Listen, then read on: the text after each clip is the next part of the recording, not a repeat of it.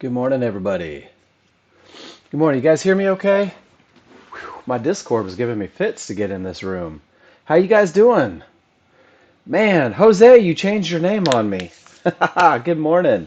Snorri, Dwight, nice to see you. Ron, Drock 1981, welcome to the classroom. 1981 was a good year, wasn't it? Man, it's good to see you guys. Dominic, how's it going, man? Hope everybody's doing well today. You kept getting a message from Discord to change it. Yeah, I kept getting that one too, Jose. And it's funny, I changed it from Nexgen Education to Mark Novak Education or something like that. Kept it pretty simple. Guys, welcome to the education room. I'm excited this morning, feeling good about it. Been doing some chart reading, having a good time. We're going to do the same. Walker, nice to see you back. PFI, nice to see you. Um, wow, where do I start? Let's start with what we do every day. What do you say? Let's check news, guys. Let's make sure that there's not something going on that's going to make the market all kooky crazy. Today is Tuesday, September 12th, and you'll notice today that there is really no news releases. At 1:01 p.m., there's going to be a 10-year bond auction. It has a yellow box next to it, which means that it's a low impact and probably not going to mess with the market too terribly much. Good morning, Alan. Nice to see you this morning. Um, when I look for news, I'm always looking for these red boxes, these high impacts, because these are the ones that can create emotional responses. These are the ones that can make the market dart one direction or the other, maybe change from the middle of nowhere, or simply trade too fast to be tradable. So when I see these red boxes, guys, I have it a part of my personal trading plan that I won't trade 3 or 4 minutes before the news releases. And I won't trade until the market flows normally after. So as long as it's moving too fast for me to trade, I don't try to trade it. Um, so that's just part of my plan, but you can go to forexfactory.com every morning. This is just part of my routine. Good morning, Sydney. When I open up my charts, when they're loading up, I go to forexfactory.com and I make sure that there's nothing going on for the day. So, guys, we are clear sailing today, which is always a wonderful thing. Good morning, Bobby T. How's that sunset this morning? Or that sunrise? I guess it comes up in the morning, huh? I actually showed that picture to my wife. Yeah, I always want to see. I'm so excited to get back to Texas. Won't be long now. Guys, everything that I talk about comes from the education page. Nexgen has gone to great lengths to make sure that there are no secrets kept from you, that you have 100% everything you need to be successful. Oh, it may not. Skype it to me, man. I would love to see that. That would be awesome. We did that in Banff, Canada. When the sun was rising up against Lake Louise, my wife stood there for like 8 or 9 minutes just watching the sun come up over the ridge. It was amazing. Um, Guys, your education page really is one-stop shopping. And if you click on the tutorial section, anything and everything that you need to be successful with the software is here for you. And I can't stress that enough. There are no secrets with NextGen. We're going to give you everything that you need. I'm going to do my absolute best to keep you focused on the things that are going to give you advantages. You're going to have to make a decision on whether or not you follow that path, right? It's the old horse and water adage. So everything that I talk about comes from here. And guys, I'm going to keep it so simple for you.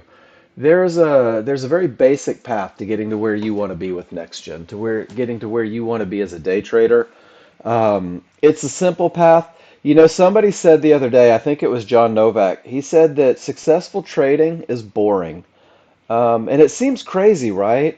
It's boring. How could it possibly be boring? Well, it's boring because 90% of your day is spent reading indicators and waiting for advantages. 10% of your day will be pulling the trigger when those advantages are true, when they're present, when your rules are met. And if you commit yourself to that idea in the beginning, if you go ahead and let yourself believe that you don't have to be in the market every second to be a successful trader, um, it's going to make your journey a little bit easier. There's a step-by-step process to becoming a confident trader ASAP. And the first one is posting pictures in class, guys, annotating your charts, making sure that every time you take a picture, you have a question, you take a trade, that you put that chart in the room. And I took a picture of how to annotate the chart and put it in the room earlier. I'm going to bring that up right now. And I'm going to put this in the room one more time so that you newer folks can have it, or you guys that maybe aren't giving me everything that I need can have it. And this is the best way to annotate your charts in order to get the absolute best feedback from me. Always show your large and small chart, guys. When we teach these rules for high probability trend trades, it's a two-chart process. So I really want to see both of your charts. I want to see your large chart and your small chart. And the first thing is I need you guys to write your rules on the chart with arrows pointing at your rules being met. And the reason that we do this is because we are rules-based traders. You should be a rules-based traders because your rules have been proven to provide a statistical advantage. Your rules have been proven through testing, through repetition, through simulation to give you an edge every time you enter the market. So what you want to do during the learning process is you want to write those rules on your chart and you want to draw arrows to them being met. And you want to solidify the look with the rules. And what this is going to do is this is going to increase consistency, guys, is you're going to start taking the exact same looks. You're building this recognition through repetition. I also need you to show your timestamps on the bottom and your prices. Because what we're going to do is every time you guys take a trade, we're going to look at them on both the large and the small chart. And it makes it easier for me to line those up to give you the absolute best feedback, to see how the two are working together to create a potential trade.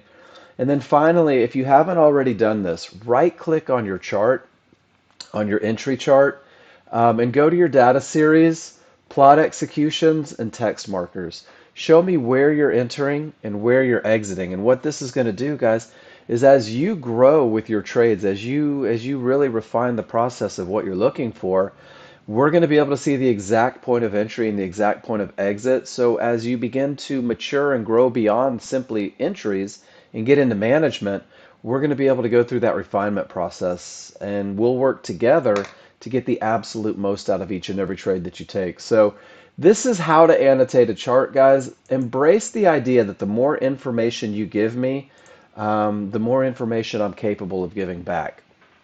And then when you've annotated those charts, you're going to put them in your spreadsheet. This is your real-time performance. And there are a couple tabs on the spreadsheet. I'm going to show you mine real quick. Let me blow this up. The first tab is going to be where you enter everything that you do on Simulator. Every time you take a trade, every time you pull the trigger, win, lose, or draw, you're going to drop it into this first page. And this is just, it's a tracking sheet. It's a trade journal. But it has drop-down menus to talk about how you felt and what your looks were your rules met. And it also has a spot for your notes. This is what happened. This is what I saw. This was kind of out of sorts, and this was better. There's also every trade you take can't. I love it. There's also your personal trade setup looks. Guys, this is going to be huge for recognition for you. Every time you post a picture in the room and I say, hey, Big Al, that is an awesome 100% rules-based trade, put it into your personal trade setup looks, because what you're going to do is you're going to try and mimic that trade every time you take a trade because it's going to provide a statistical advantage. There's other sections on this page. There's the NASDAQery for you guys that are working your way into the NASDAQ. I trade NASDAQ exclusively, and I've done a lot of study, and I'll do my best to help you as you get on that journey. There's management things. We spend 20 days or so working on great entries. So if you're brand new, your only goal is really to get into the market at the right place, because great entries create manageable trades.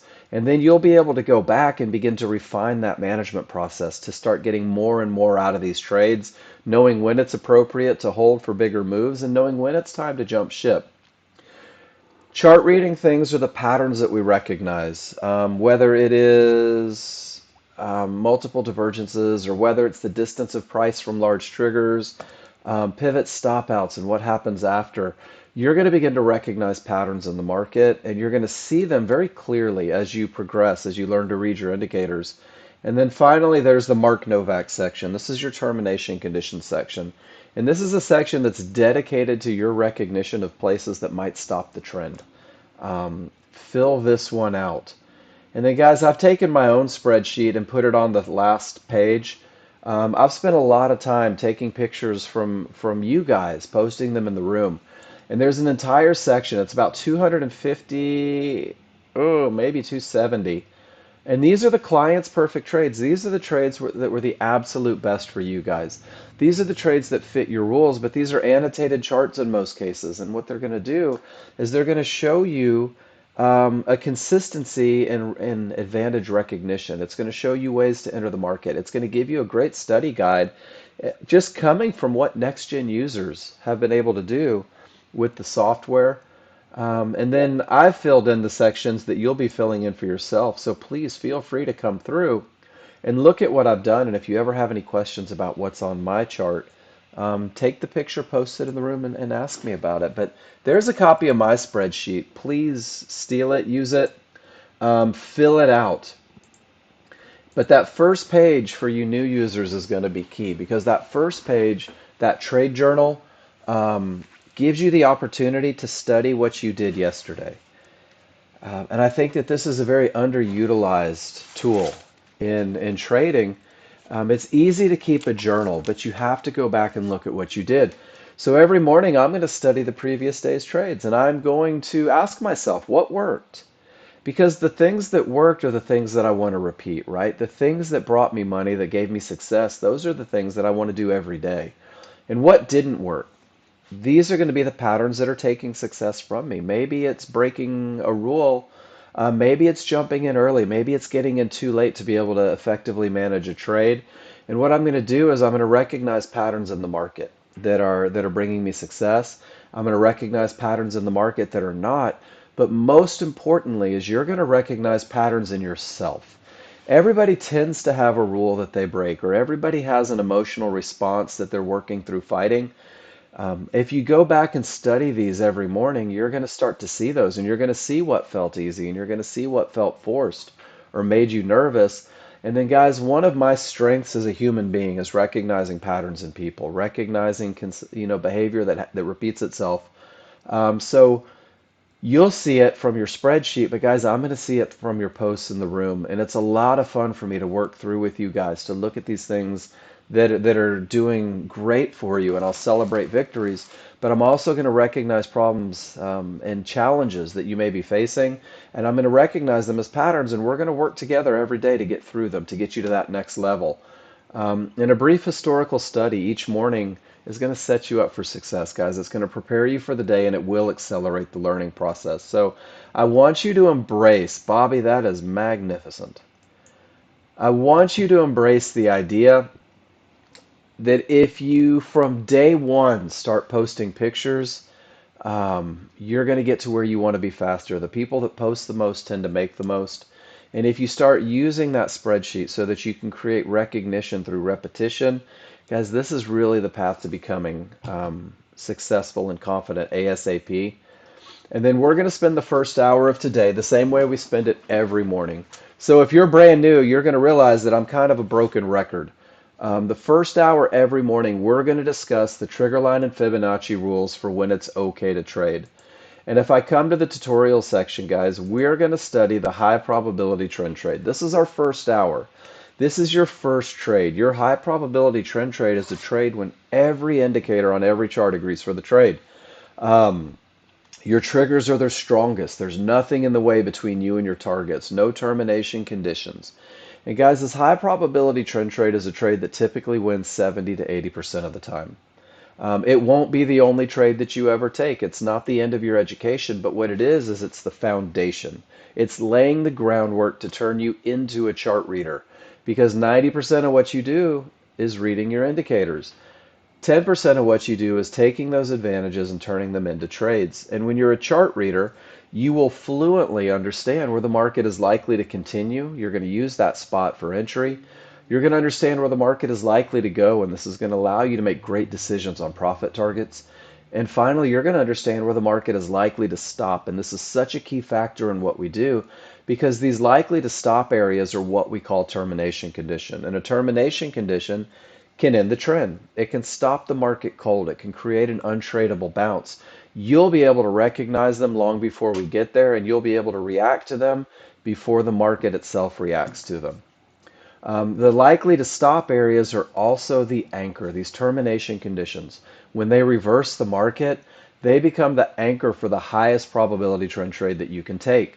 Um, so we're going to use these simple concepts. We're going to use where the market is likely to continue, where it's likely to go, and where it's likely to stop. You're going to become a chart reader before you become a trader. You're going to keep it simple, focusing on that high probability trend trade. And I need you guys to simulate. Don't be afraid to get out there, to mix it up, to make mistakes. You are brand new, I hope, right? You're brand new. Even if you're not brand new to the markets, you're brand new to Nexgen.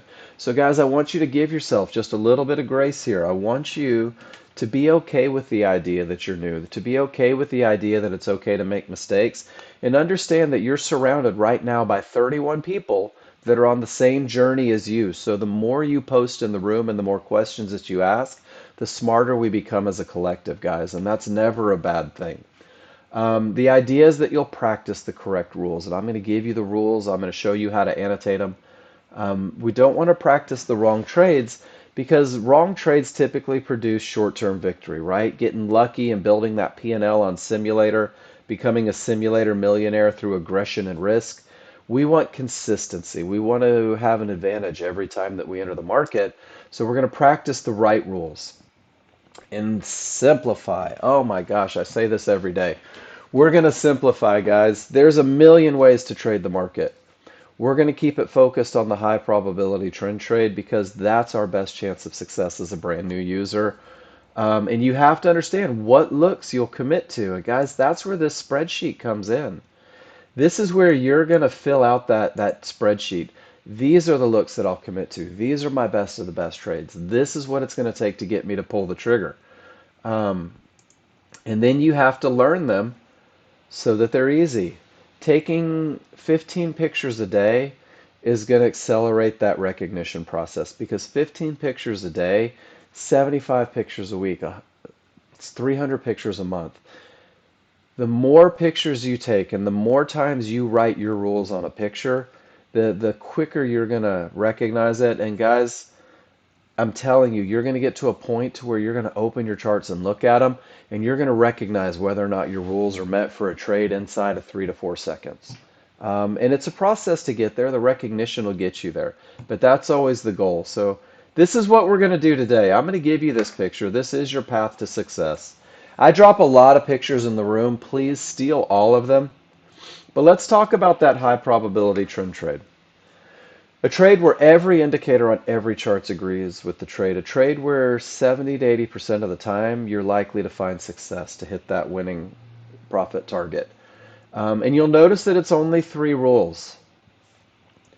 These 3 rules individually create an advantage. Each rule gives you a very distinct advantage, and those advantages are the recipe for a trade for the new user as you build your platform, your foundation. And what you're going to find is that if you always relate back to these 3 advantages, it's going to take your trading next level, and you're going to find so many more opportunities in the market because you will intelligently know when there is momentum and a clear path in an entry area. That's the recipe for a trade. That recipe happens from 3 rules.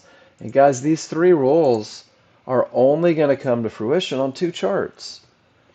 Simplicity should be your goal in the beginning. You're going to use 2 charts, 3 rules, and you'll be able to take a trade that typically wins 70 to 80% of the time. And what you're going to find is the more you deviate from these advantages, the lower your win percentage goes. Your large chart, 1 bar on your large chart will define direction, momentum, and areas. And your large chart is like a broad stroke of a brush. Your large chart should always lead the way. If the large chart isn't giving you what you need, then you should be sitting on your hands and waiting for those advantages. But this broad stroke of a brush is the overall opinion of the market. It's what the large crowd is making happen. And your large crowd is going to establish the trend, and your large crowd is going to establish momentum, and your large crowd will react to those key Fibonacci areas. Um, and then your smaller, faster chart is just an entry chart. It's a refinement process. It's taking one bar from the large chart and turning it into 15 to 30 bars so that your third rule, your rules for entry, can be met. And by doing so, you're going to reduce your risk and you're going to increase your profit. But you'll never even look at this chart until you have the advantage of momentum, until you have the advantage of a clear path. So we're going to take about 30 minutes and we're going to go through these rules and we're going to look at them visually. We're going to talk about what they mean. And if you're brand new in this room, guys, I'm going to encourage you. Ask a million questions. Ask as many questions as you have because it's my job to answer all of them. And the only way that I won't do that is if you don't ask them. I can't see you from where I'm sitting. I don't know if you have a confused look on your face. You can't ask too many. You can't ask the wrong questions. What they do is they create great discussions. So let's talk about rule number one. Rule number one happens on a large chart, and rule number one is going to provide you the advantage of momentum. And it's going to do that through strong trigger lines. So I'm going to go to my pictures over here, and I'm going to show you the first thing that the large chart shows you.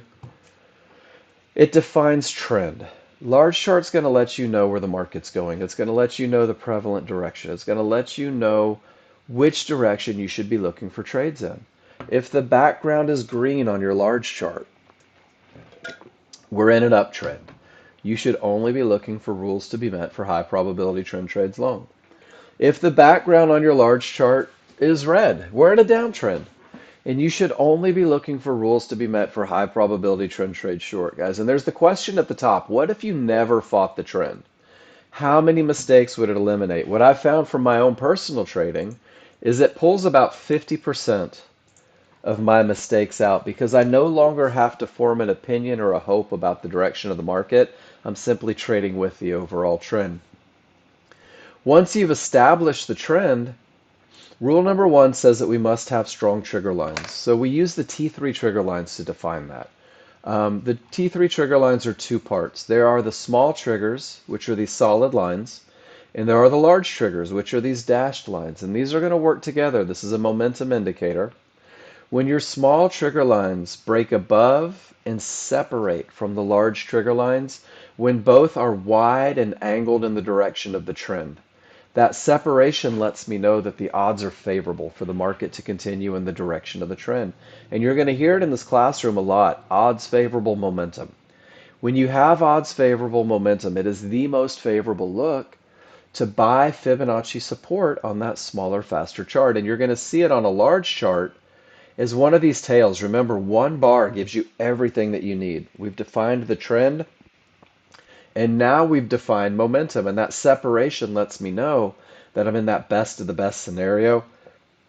These tails that form on a large chart, or wicks as some people call them, these are pullbacks on a smaller, faster chart. These are small retracements that are counter to the underlying trend.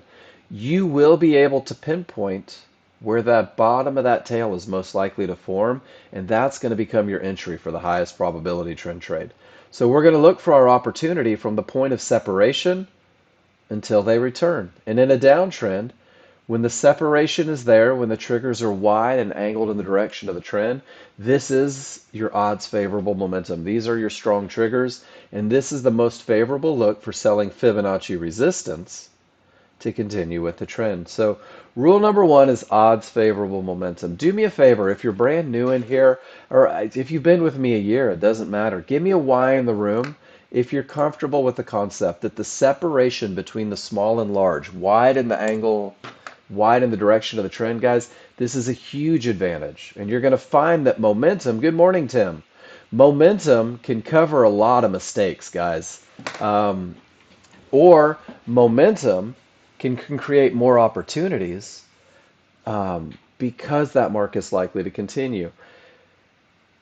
When the small triggers return to the large triggers, the momentum is over.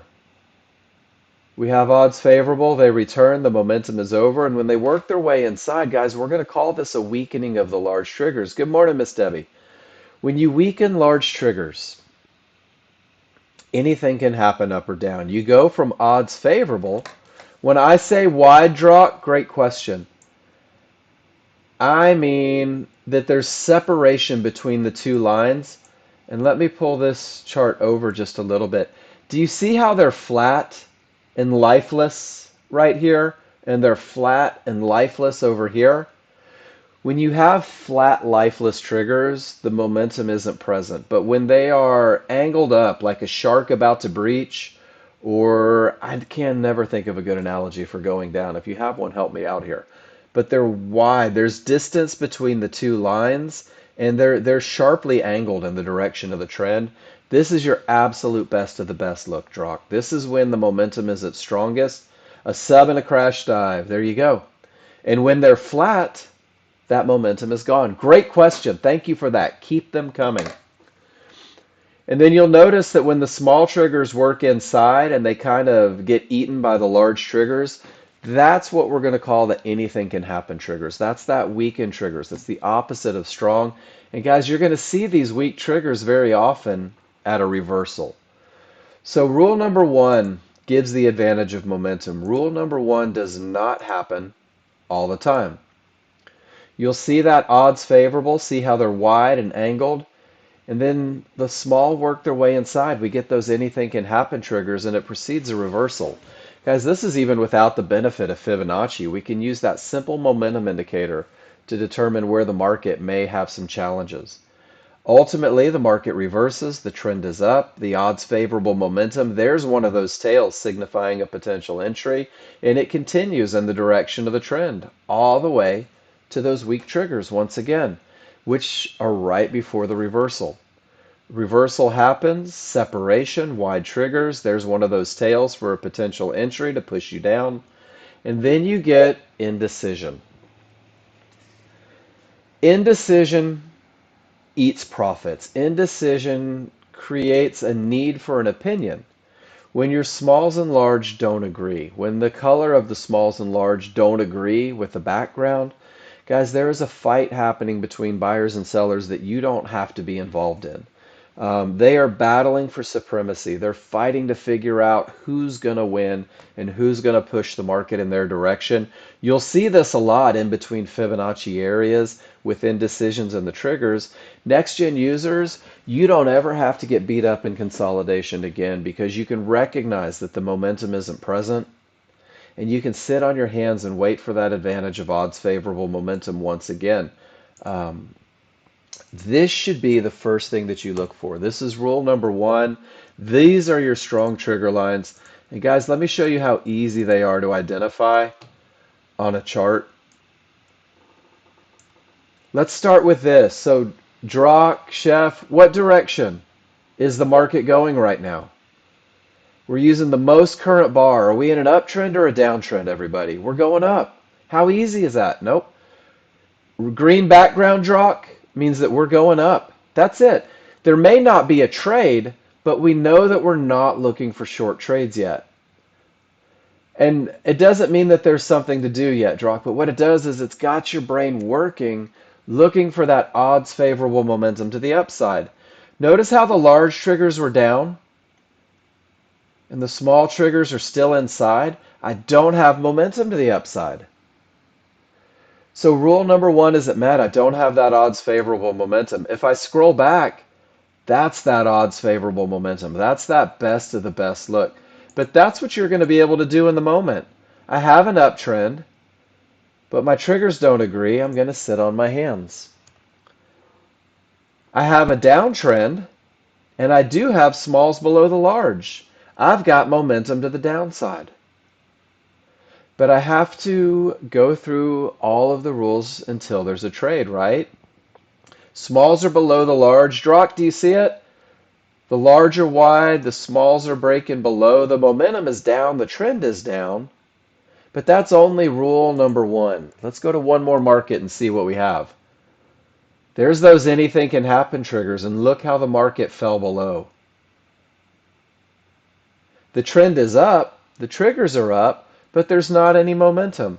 And look at how that refinement chart is dancing like a seismograph. There's nothing to do for next-gen users right now. Guys, you're staying safe as the market sorts itself out. So rule number one is just going to keep you focused on being in a market that has so much momentum behind it. It's like a freight train going down the tracks, and it's hard to stop. And once you have that advantage, we have to make sure that there's nothing in the way. We don't want to bump our heads on resistance. We don't want to stub our toes on support.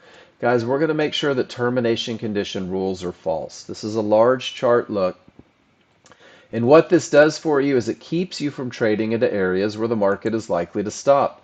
I'm going to come to the Fibonacci tops and bottoms, aka terminations. And all a termination is a Fibonacci-based indicator that's likely to stop the market, that may reverse the market, that may create a disadvantageous, I don't think that's a word, bounce. And you're going to be able to identify these in a fraction of a second, guys. These are the areas that you're going to look for. And you'll see them long before the market ever gets there, and your brain will recognize them. But we're going to look for divergence highs and divergence lows. And what divergence means in this classroom is that there is a loss of momentum. So divergence, don't overthink it. Divergence is a loss of momentum. And what that means for us is that if the market comes down and then goes up, if there's a loss of momentum in the move, it's analyzed and calculated behind the scenes, it'll print this cyan line.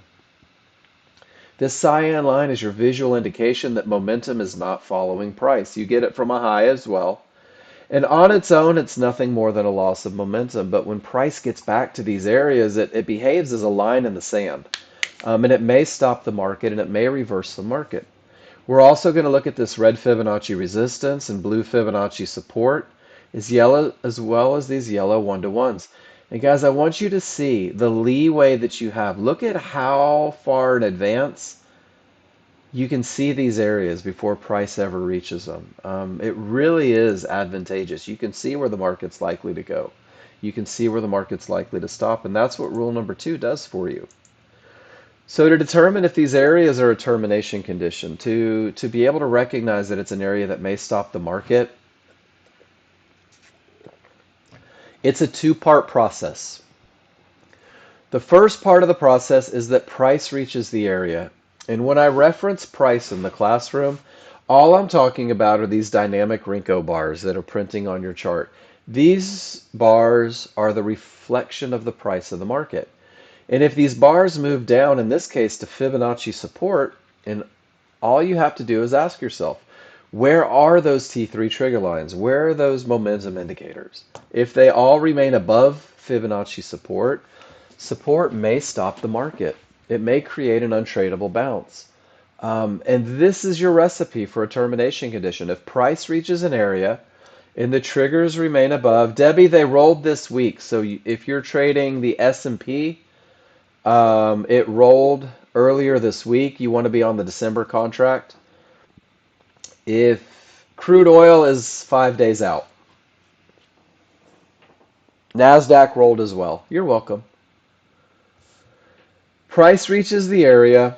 No triggers break through the area. It's a termination condition, ladies and gentlemen. It may create a bounce that's untradeable. It might even reverse the market. You do not have the advantage of a clear path. And if you come back to the live market, price pulled down to Fibonacci support. Absolutely no trigger lines break through.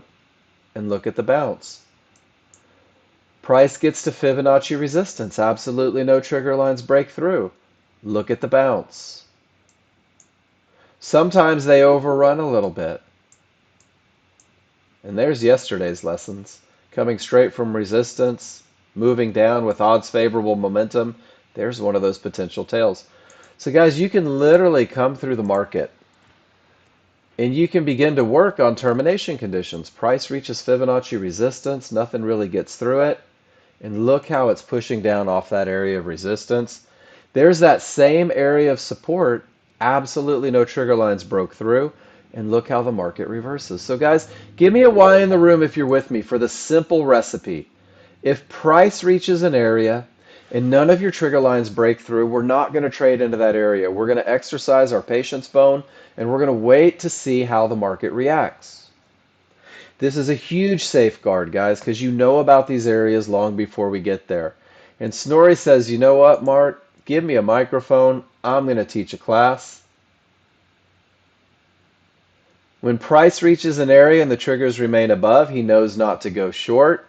And when it reverses the market, when a termination condition reverses the market, guys, this creates what we call a strong bottom. And a strong bottom is the precursor for the highest probability trend trade that you can take. Great job, Snorri. And for those of you that are curious, Snorri's been with us 2 weeks now, I think. And you've already got the concepts, right? You're already gauging advantages.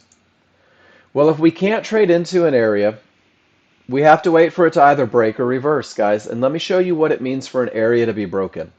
When both your small and large triggers get to the other side of Fibonacci, to the other side of a divergence line, to the other side of one-to-ones, now this support is considered broken. And when you break support, it behaves as resistance. It's still a key number, but now it's no longer support. Everything's below it. The triggers are below it. Now it's resistance. Areas break when both sets of trigger lines get to the other side of the area. And notice that there's odds favorable momentum once we get that clear path. Notice that tail pulling right back to resistance. Guys, you're going to be able to nail this entry. You're going to be able to enter the market right here at 53.60 with that odds favorable momentum, with that newly acquired clear path. And you're going to understand where the market's likely to go with that momentum, and this blue Fibonacci area becomes a target. Pretty cool, right? No triggers through, no trades, sit on your hands, wait and see what the reaction is. Sometimes areas break, sometimes they don't.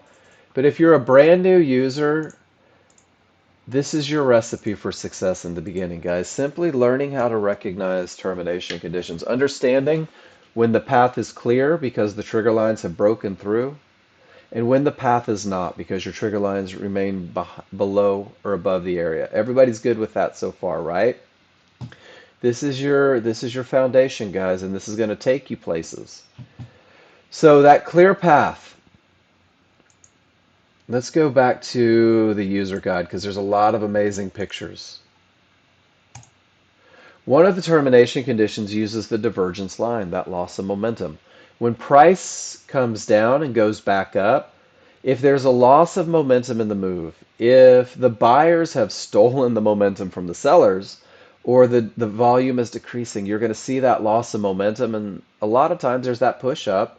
This divergence line prints right around the third bar, which means that this pivot is not a termination condition. It's just a loss of momentum. This line won't even print until the market's all the way up here. It's when price comes back to and reaches that divergence low and all of your trigger lines remain above. Now it's a termination condition. And this is what we call a pivot stop out of a prior divergence line. You're going to hear pivot stop out in the room all the time, guys. And you're going to see these pivot stop outs. And it is a very definitive line in the sand that's created by the buyers when they rob the sellers of momentum. This termination can reverse the market. If it does, we're going to call it a strong bottom from a low. These pivot stop outs happen at highs as well. And this is the picture that reminds you that 90% of what you're doing during the day is reading your indicators and waiting for an advantage. So I'm going to bring it up and do a little doodling on it. Price, these dynamic Renko bars, come all the way up to resistance. And when they reach resistance, all of the trigger lines remain below. So guys, this is a termination condition. We know from rule number 2 that we don't have a clear path, and we're not looking for a long trade because resistance has told us, trigger lines have told us, that it may reverse the market, it may create a bounce. And sure enough, it does. And it bounces all the way back to Fibonacci support, all the way back to that midband. And when it does, Nexgen users go through that process one more time. Price reaches the area. Where are my triggers? My trigger lines remain above. So I can't go long into resistance, and now I can't go short into support. I want you to see this phenomenon that happens. Notice how your large triggers have not followed. They are just lagging behind, and there was a room for an entire bar to get back to those large triggers. This is what we call the gap theory. If price accelerates away from those large triggers and the large triggers absolutely refuse to follow and price reaches an area, it's very likely to close that gap, to snap back. And anything in this area behaves as a vacuum. So if you try a trade in this area, more often than not, it gets run over. Well, that vacuum sucks price up and it goes all the way back to Fibonacci resistance. The trigger lines remain below. That's a termination condition. It gets to that divergence high. The trigger lines remain below. That's a termination condition. And it reaches that second level of Fibonacci resistance. 3 termination conditions in the same spot. One of those termination conditions is that pivot stop out. This is a very powerful top, guys. This is a lot of strength when you get a pivot stop out at Fibonacci resistance. And if this termination condition creates a full reversal, large triggers go from green to red, smalls get below, and that reversal gives you odds favorable momentum, we're going to call it a strong top. And check it out. There's one of those tails. There's one of those potential entries at the highest probability trend trade. But what we're learning from this picture is that 90% of your day is going to be patient, guys. You're going to wait for those advantages to be present. And once those advantages are present, 10% of your day is going to be capitalizing on them, looking for that best of the best trade. I'm going to share this picture in the room because patience is a big part of what we do, guys. So terminations from a high that create a reversal are what we call a strong top. Terminations from a low that create a reversal are what we call a strong bottom. So price comes down with odds favorable momentum and smacks right into these yellow 1-to-1s. None of the trigger lines have broken, therefore you don't have the clear path. And if you don't have the clear path, rule number 2 isn't met, which means that your best bet is to sit on your hands and do nothing. You can see the bounce it creates. You can see the indecision that it creates. Next-gen users never have to get caught up in this indecision because there isn't odds favorable momentum. All of the triggers are below resistance and above support. All you have to do is let buyers and sellers fight it out. One of them is going to win. In this case, the buyers do. It creates a full reversal. All of your trigger lines get above resistance. It behaves as support. Smalls are outside of the large, and guys, there's one of those potential entries for the highest probability trend trade that you can take. It's that patience piece keeping you out of the mess while they fight it out. Guys, we're going to let these guys do all the hard work, and we're going to take advantage of what they create. This trade goes all the way to Fibonacci resistance. We knew where the market was likely to go because that red fib has been there for the last 8 hours. Is everybody comfortable with the idea of termination conditions? Price reaches the area, no triggers go through, no trade. Price gets to the other, or trigger lines get to the other side of an area, and now the path is clear. We're looking for those rules to be met. This is your large chart termination, guys. This is the second rule being met on the large chart, creating those advantages. Sometimes your large chart will turn from nowhere. You may have a clear path. You may have odds favorable momentum in a clear path. And you'll see that large chart simply turn without warning. I'm going to give you one more termination condition. And this termination condition is going to happen on a smaller chart. This is the only termination condition that happens on a small chart. And it's 3 divergences in the same price range may terminate the trend. 3 visual losses of momentum in the same price range may terminate the trend. These 3 divergences terminating the trend become a more powerful termination condition when your small triggers work their way inside of the large triggers. Remember, that's that anything can happen look, that loss of momentum. You can see it on a small chart the same way you see it on a large chart. It becomes more powerful still. You guys that are used to patterns, when that third pivot from a low is higher than the previous, or that third pivot from a high is lower than the previous, it creates that head and shoulders. It makes it even more powerful than just the three divergences or just the three divergences with weak triggers. But the key is you're going to be able to see this look on a smaller chart before the change happens on a large chart. So three divergences from a low or three divergences from a high, guys, this is going to allow you to see this potential pivot happening on a larger, slower chart from a low or from a high. And you're going to see those looks. And it's not only going to tell you don't take that last long trade, don't take that last short trade, because it's technically a termination condition. But if you're already in that short trade, three divergences creates a management opportunity. It allows you to get out of a trade before it reverses against you. It gives you the opportunity to take profits, to get to break even, because things are changing in the moment. So this is the only termination condition that you're going to give any credit at all on a small chart. And if it happens on a large chart, if you get these three divergences in the same location on a large chart, guys, I know Discord just bumped me. I'm going to get back in. Sorry about that. I know you can hear me, but I know that you can't see me. Sometimes Discord likes to remind me who's boss. And when it does, I just keep flapping my gums so that you know that I haven't forgotten about you. I didn't just jump ship. I just have to get back over. So there we go. I should be back. Everybody good? I appreciate that you guys type gone, but you know when I'm gone, I can't see you. You're typing gone for everybody else. Guys, when you see three divergences on a higher time frame in the same location, you can expect larger moves after that termination. So there's rules 1 and 2, guys. We are 20 minutes into it, and you guys are already confident and capable of identifying odds favorable momentum.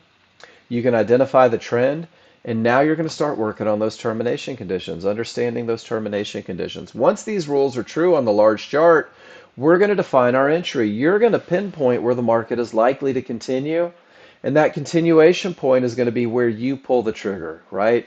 That's where your 10% comes in, guys. So let's take a look at how we're going to determine where the market is most likely to continue. When the rules are met on the large chart, when you have odds favorable momentum, when there's nothing in the way, right? Guys, that's as clear as the path can get. And it's going to look very much like this. Strong trigger lines, nothing in the way. The large chart, the large crowd is telling you, turn your eyes to the small chart. It's time to look for an entry. This is what your small chart's going to look like. Rule number 3 says that we are going to use a limit order, meaning that we are going to wait for the market to come back to us. We are actually going to have an order waiting at an area inside of favorable large triggers, which means that when everything says up, the market has to come down to our order. It has to come down to an area inside of favorable large triggers. And that pullback, that little retracement in price counter to the underlying trend, begins with a reversal bar. This reversal bar says that even though the large chart says up, even though the large chart says there's nothing in the way, there's this little group of yahoos, this small crowd that says, you know what, we're going to take profits or we're going to sell off, we're going to fight the trend, we're going to fight momentum. And they're going to give us the push we need to find the perfect entry. They're going to give us that little push to our area inside of favorable large triggers. So at the time of the reversal bar, I want you to identify first your trigger lines on your smaller, faster chart. If they are overlapping, the large and the synthetic, if they're one on top of the other, this is what we call favorable large triggers, guys. And this is what's going to create the smallest window of opportunity, the smallest area where the market is likely to continue. The more distance there are between the triggers, the larger your risk is going to be. So for new users, I encourage you to keep them tight, one on top of the other. Let them have that advantage so that you can have the least amount of risk on a trade. That reversal bar is going to print. You're going to identify those triggers, strong, coming up like a shark. And you're going to look for areas that fall within. And the areas where high probability trend trades originate, guys, it's going to be fibs. Fibonacci support for a long trade for buying the market.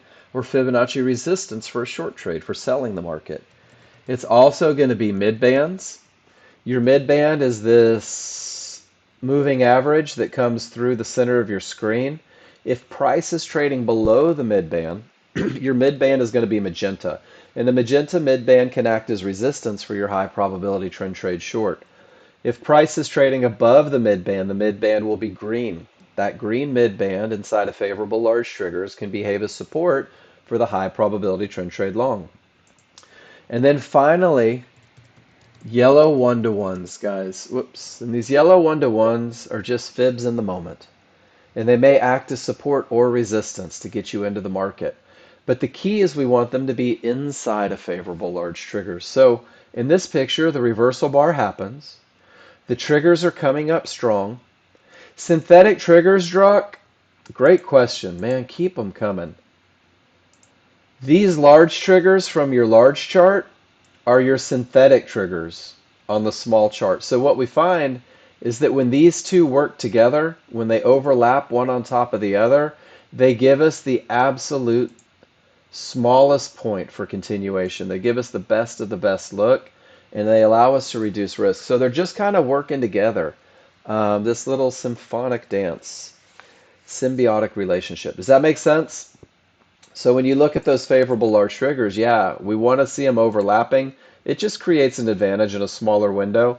And your window goes from, for a long trade, your highest point of support to your lowest point of support inside of favorable large triggers. If we were looking for a short trade, if the trend were down, if the momentum were down, it would go from your lowest point of resistance to your highest point of resistance. And Nexgen users are going to activate a limit order right at the top of that window. And once you activate that limit order, once it's right at the top of that window, what you have to realize is that you're powerless. There's nothing else you can do. You have controlled everything that you're capable of controlling, and all that you're capable of controlling is whether or not your rules are met. You had momentum on the large chart. You had a clear path on the large chart, and now you've defined your entry area, the area inside of favorable large triggers on the small chart, and your limit order went right at the top of the window. So the process is reversal bar. First, you're going to identify from the top of your triggers to the bottom of the triggers, and this is going to have you looking for your areas. Fibs, mid-bands, or one-to-ones. And then you can refine that broad spectrum to the highest point of support and the lowest point of support inside of those triggers. And this becomes the area where the market is most likely to continue. Guys, give me a Y in the room if you're with me on identifying your window. Because this is where the market is most likely to continue. Drock, for the high probability trend trade, we do. And we do because remember that on your large chart, your momentum is overwhelming. Small's outside of the large are wide. There's nothing. I mean, this is a freight train. It's a Mack truck going down the highway at 120 miles an hour. And on your large chart, there's no lines there. There's no fibs, no divergence highs, no yellow one-to-ones. So there's nothing on a large chart to create a bounce. So because of the conditions here, we're going to go in, we're going to get in at the top, right? We're going to say with all that momentum and a clear path, if the market comes down and hits the top of the window, this is going to be our entry. We're not going to risk losing or missing it. Does that make sense, Drock? And this is for the high probability trend trade. This is when momentum is its strongest, when the path is clear. We're going to get in at the top because with all that momentum, we're not necessarily expecting a huge push from that small crowd, but we've defined the window. And it may push to the bottom of the window, right? That small crowd might be a little stronger than we anticipated. So they might go ahead and push to that lowest point of support inside of favorable large triggers. And that's okay. It's okay to see the market go against you a little bit. Because the reality is, guys, as amazing as Nexgen is as phenomenal as this methodology is, we've created a window, not an exact price. And then sometimes, and this is hard for new users to accept sometimes that small crowd is just liquored up with brass knuckles and they're going to push beyond that window of opportunity. Next-gen users are going to have a stop waiting beyond that window of opportunity. And if it pushes beyond it, guys, you just took a loser. But you controlled your risk with that stop beyond the window of opportunity. And this is where I remind all of my users that anything that wins 70 to 80% of the time is mathematically obligated to lose 20%, 20 to 30% of the time. And this is the part that you have to remember. Small losses are a normal part. My brain's getting too fast. Are a normal part of a positive equity curve. Oh, but guys, small losses are a normal part of a positive equity curve. And what we do is we manage those losses. We manage them through a system that has been proven to win more than it loses. We manage them through having stops in the appropriate place, for not hoping.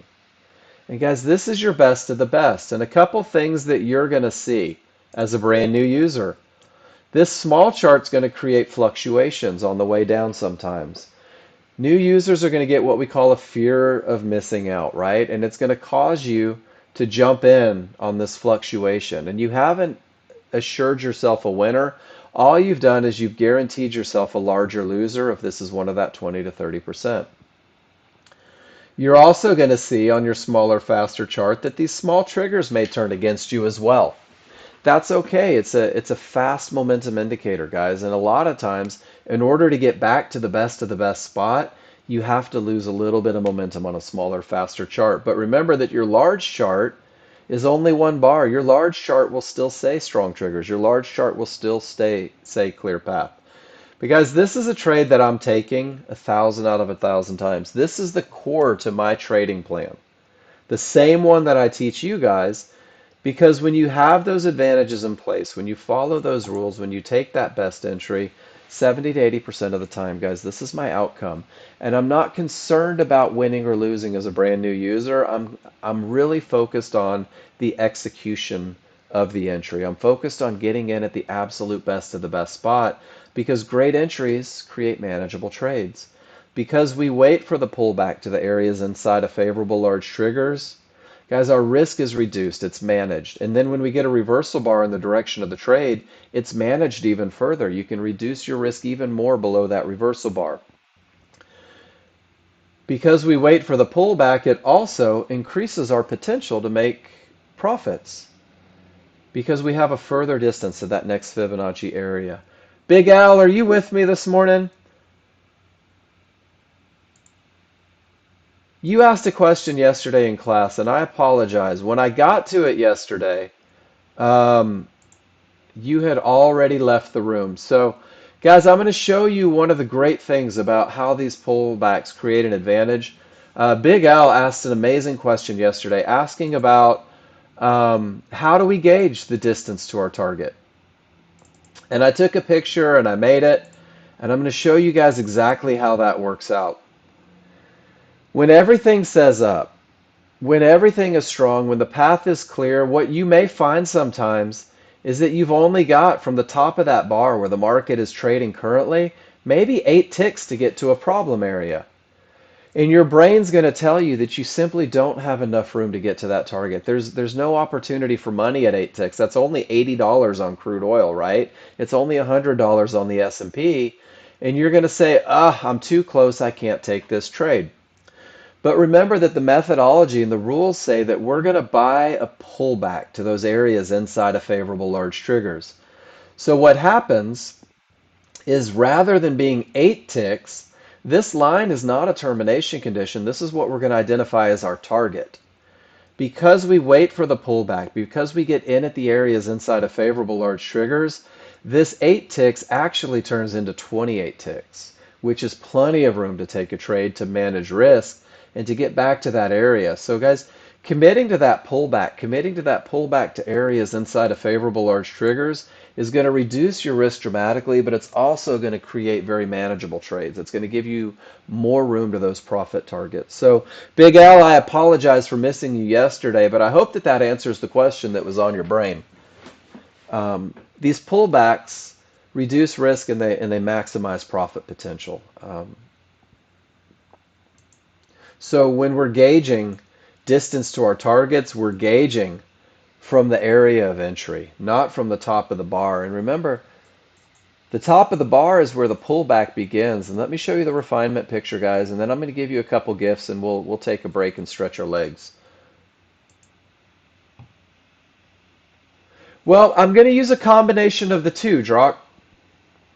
I'm going to use the large chart to define momentum, right? I'm going to use the large chart to determine termination conditions.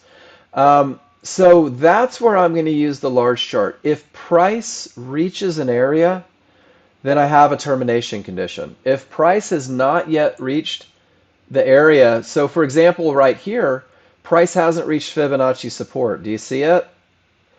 This is a target. So from the bottom of this bar, I have about 2 points to get to that target. I'm not worried about that. I'm gauging my distance from the area inside of favorable large triggers. And from here, I've got nearly 5 points on the S&P. So I'm gauging termination conditions and clear path on the large chart, but I'm gauging distance to my target from the areas inside of favorable large triggers. Does that make sense? And then this picture shows the refinement process. The black box around one single bar showing me trends, showing me direction, showing me areas is all of these bars. And that's that refinement process. And notice how the triggers turned against you a little bit. And that's okay. But look how the market continues directly from the area inside of favorable large triggers. And this is why we use the two charts. Because it gives you the opportunity to refine. It gives you the opportunity to get more out of the trade, to reduce your risk. And guys, a trade is nothing more than momentum, a clear path, and an area of entry. It's a two-chart process with only 3 rules. And I really want you embrace the idea that trading can be simple. Embrace the idea that you don't have to overthink things. The more trades you look for, the more things you have to think about as a brand new user. So I've created this checklist. This is your high probability trend trade checklist, and I'm dropping it in the room right now. And guys, this is simply the conditions. And notice that it repeats itself. Print this out. Put it on your desktop. And every time you take a trade, begin the process of learning how to police yourself. I had an amazing conversation with a trader yesterday. And they had submitted a plan to me via private message, and just to get reviewed. And I was out of town for the weekend, and I came back yesterday, and I went to go review that plan, and it wasn't there anymore. And I sent a message. I said, hey, where did the plan go? I was going to review it. And they told me. They said, I looked it over a second time, and I knew exactly what you were going to say. So I started refining the plan on my own. And guys, that's the goal, is that you can police yourself ultimately, that you can look at what you're doing. And because you have such a solid set of rules, such a great foundation to work from, you're going to begin understanding advantages and disadvantages. So this trend trade checklist is designed to put you in the best position as a brand new user, guys. And this is a checklist that I've never had anyone follow it to the letter and do worse than 70% winners. It's pretty impressive. Is the market coming from a good top or bottom? Do you have a termination that created a full reversal? And there's a video from John Novak that is outstanding for learning how to recognize termination conditions. Did you have odds favorable momentum? Did you have no termination conditions, and was there an area inside of favorable large triggers? These are the exact same rules that I want you to write on your chart every trade that you take. Get in the habit of writing the rules on the chart supporting the looks. And then here's another checklist, the exact same checklist, but I liberated pictures from the educational material. This is exactly what a termination that creates a full reversal looks like. This is your advantage of momentum. This is when you lose that advantage. Here's your recipe for a clear path. And guys, here's a great synopsis of identifying the window of opportunity. It reminds you to wait for the reversal bar, to look inside of the small or of the synthetics, And then find your areas within, the large and the synthetics in your areas within. It also reminds you what's not in the window outside of those large triggers. Guys, if you take this checklist and study it for 5 minutes every morning, look at the pictures and get really comfortable with it, it's going to set you up for the day. It's going to have you looking for these 3 advantages every trade. And then finally, here is the simple plan for consistency. This is the KISS plan. This is the Keep It Simple Sunshine plan. Thank you, Bobby T, for the sunshine on that one. I was making it ugly with stupid. Disclaimer, big bold print. This plan is a stepping stone in your learning journey, guys. It's designed to optimize your chances of success with a high probability trend trade. And then I've added for you, because you're going to get bored and you're going to hate waiting, and I'm trying to keep you busy, what we call a 50-50 trade, which is a medium probability trade, which is a trade that is void of a clear path, but all the other advantages are going to be present, and it's a great opportunity to look for an entry. But it's going to be up to you, Drock, Raj, Big Al, Jack of all trades, Sydney, Gene, Hamid, Jim, Colorado, Andy, Dominic, G, and GWC Trader, to simulate, to study, to ask for feedback, and to practice every day to study your craft until it becomes easy. And you'll be empowered to craft your own plan tailored to your personal goals based on your experience reading the indicators. This simple plan is designed to give you something to focus on as a brand new user. This simple plan is designed to give you a 100% mechanical, pragmatic approach to trading as you learn to read your indicators. And guys, I'm going to tell you right now, I don't feel like there's any reason to ever abandon this plan, but human nature dictates that you have to do more. So let this be your simple plan for consistency. And it says never fight the large chart direction or triggers, guys. And I can tell you right now, if you never fight the trend and you never fight the momentum, it's going to keep you out of more problems than you can imagine. Let that be the basis.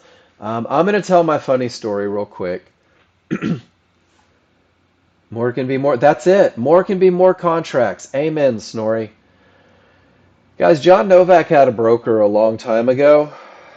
Thank you, Drock. Successful traders, it's boring. It really is. If Elon Musk told you guys, I'm going to pay you $100,000 a year to sit in a room and click a button 5 times during the day, and you only get to click it when a certain criteria is met, every one of you would take that job. Hell yeah, that's amazing. But the second you're in control of your destiny, you start clicking buttons all willy-nilly. So never fight direction or triggers. Guys, John Novak had a broker call him once, and I love this story. And the broker told him, hey, Mr. Novak, I can guarantee you $1 million in your account by the end of the year. We all know brokers should never make that guarantee, right? And this is a broker that John knew. He was a friend of his. And John's like, heck yeah, tell me the secret. How do I make $1 million? How do I have $1 million in my account by the end of the year? And the broker said, Mr. Novak, it is so simple. I want you to fund that account with $3 million, and I want you to fight the trend every chance you get. By the end of the year, you should be down to about $1 million. And it's a funny story, guys, but it is a true story. Fighting the trend, fighting what the people in charge have created is rarely advantageous. All you're going to do for 20 days is define your entry. All you're going to do for 20 days is get in at the right spot. You're going to get in at an area inside of favorable large triggers when the conditions are met. That's it. When the recipe for a trade is satisfied, you're going to pull the trigger at the best of the best spot, guys. And I don't want you worrying about winning or losing. I want you focused on execution.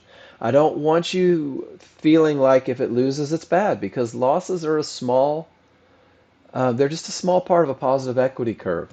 What I want you to do is say that I wrote the rules were met, I entered the trade, this is outstanding. Now I know how to get in at the best of the best spot. The second piece of the puzzle is going to be managing that great trade, guys. And management for new users, when you keep it pragmatic, when you keep it emotionless, when you keep it methodical, it's going to take your emotions out of the equation the same way that a mechanical entry does. And I'm going to show you this mechanical approach from the simple plan. It starts with the perfect entry. It always starts with the best entry. It always starts with the area inside of favorable large triggers. Your initial stop is going to go outside of the window, beyond those areas where the market shouldn't go. And I want you to embrace that phrase, where the market shouldn't go. It shouldn't go above these one-to-ones, above those synthetics. If it does, I don't want to be in this trade. And if it does, I'm stopped out of the trade, guys. Acceptable losses. It's a cost of doing business because I know without question that my entry happened with the advantages. So you're either stopped out or the market chooses to give you a reversal bar. And if it does give you a reversal bar, this is your first if-then scenario. If the market gives you a reversal bar, then you will reduce your risk 2 ticks above that reversal bar in this short trade. Or if it's a long trade, you will reduce your risk 2 ticks below that reversal bar in the direction of the long trade. And at this point, there's nothing to do. You've managed your risk. You've reduced your risk. But it still might bounce and go up to that stop. Guys, it's going to happen every now and then. Be okay with it. Snorri, you can do 1 tick if you want. I don't know. 2 ticks just seems like if it decides to come up, I don't know. I don't have a good answer for you. For as long as I've been with Nexgen, it is tested. That's why it's 2 ticks. But I wasn't a part of the testing. I accepted it. So, and I think, and I'll show you an example of why when I can go to the live market. Let me get through this real quick, and I'll show you what happens quite a bit. But at this point, we're 2 ticks above, and the only thing that can happen is you're either stopped out or your first target gets hit. If then, that's it, guys. Pragmatic, methodical, no emotion. If it hits your first target, it's $100. $100 doesn't feel like much, right? $100 is pretty small, but who said it? More contracts. Snorri said it. That $100 on a 10 lot's $1,000, isn't it? That $100 on a 100 lot is $10,000. But you're taking it at $100 as a new user because now you've got confidence created from the memory of success. Now you've got dopamine and serotonin. Endorphins are running. You're so happy because you got paid. And I'm telling you right now, nope, it was an arbitrary $100, Drock. It's $100 no matter what's going on the charts. Because when I have the advantage of momentum and a clear path on the large chart, the odds of it hitting that $100 are pretty good. And that $100, it's mechanical, 100%. That $100 makes you feel good about the world. You're happy to have gotten paid. You're feeling wonderful. You're smiling. Your sweaty palms have dried up. And you're going to move your stop to break even. You're going to have zero risk on the trade. So not only did you get paid, but you have nothing to lose. And guys, having nothing to lose, the whole idea behind that is that it makes it easier to hold for the second target. It makes it easier to look for a $200 target. And when you have that second target, that 200, are we going D-Rock or Drock? I'm going Drock because it's easier to say.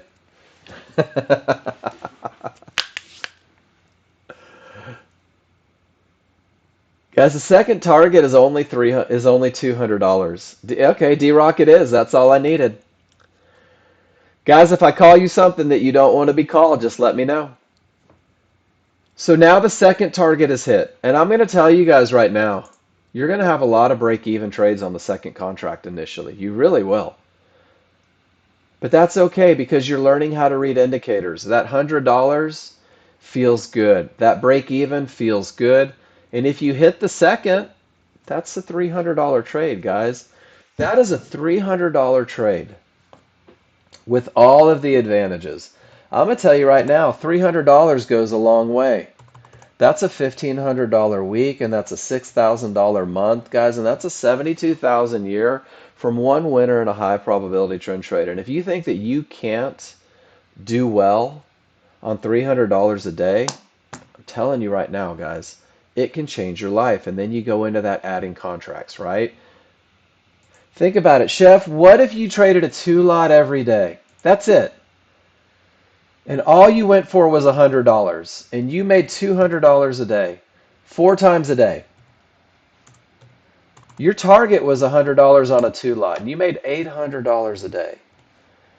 Dude, that's a $4,000 week, isn't it? That's a $16,000 month. And then my math sucks, but that's somewhere around $180,000, $190,000 a year from $200 a day. And then you just start compounding. It's not about more trades, it's about the best trades that create the statistical advantage. So that's a very mechanical approach, right? And then Snorri, let me show you an idea on the two ticks. And guys, the S&P is caught in between fibs. That's your range-bound market. Let me see if I can find an example. Bum, bum, bum, bum, bum. It's okay. Let it be stuck, guys. We'll wait for advantages. So, Snorri, are you with me? And this is an example. I'm trying to find like a to the tick example.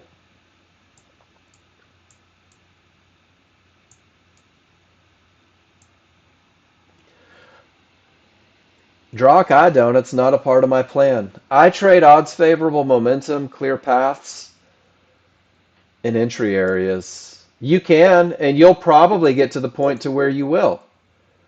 Um, Snorri, a lot of times when the market's going through those fluctuations, and I can't find a good example of it right now, but you'll see the market going through these little fluctuations. Not always. There's this cool phenomenon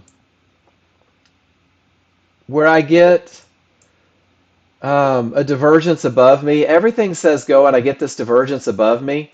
And a lot of times it'll take out that previous pivot, and it may take it out by a tick or two ticks, and then continue in the direction of the trend. And you see this look a lot. You'll see that divergence, but everything is still cool. And it may take out that previous pivot by a tick or two, right at that divergence line. Um, so we give ourselves a little bit of breathing room on it. And as you grow with the software, Snorri, what you'll do is your pattern recognition will change your management plan. It really will. But this management plan keeps you focused on simplicity, high probability initially. And I remember PFI was brand new. And he said, Mark, if everything is perfect, why don't you just keep your stop behind the initial reversal bar? Which was great. It was foreshadowing to where he was going to go, right? So your plan is going to change. Your management plan is going to change based on your experience reading the indicators. So all this is the highest probability scenario to keep you safe, to minimize losses. But Snorri, as I see them today, I'm going to show you examples of that pivot stop out coming from divergences. And it'll help you. No problem, Dwight. Remember that my first hour and a half is nothing but rules, guys. I don't even look at pictures until the second hour. Um, you're 100% rules based now? I love it. So, guys, here is your KISS trading plan. If you're not finding success, maybe revert to simplicity. If you're chasing everything and finding nothing, maybe revert to simplicity. I never tell you how to trade. I don't call trades. I don't say that your trades are good or bad. Everything that I do in this classroom, guys, when I read your charts and read your indicators, I revolve around these concepts. The concept of momentum, the concept of a clear path in an entry area. And no matter what kind of trade you show me, I am going to revert back to these. And we're going to talk about them because the absence of these typically creates challenges.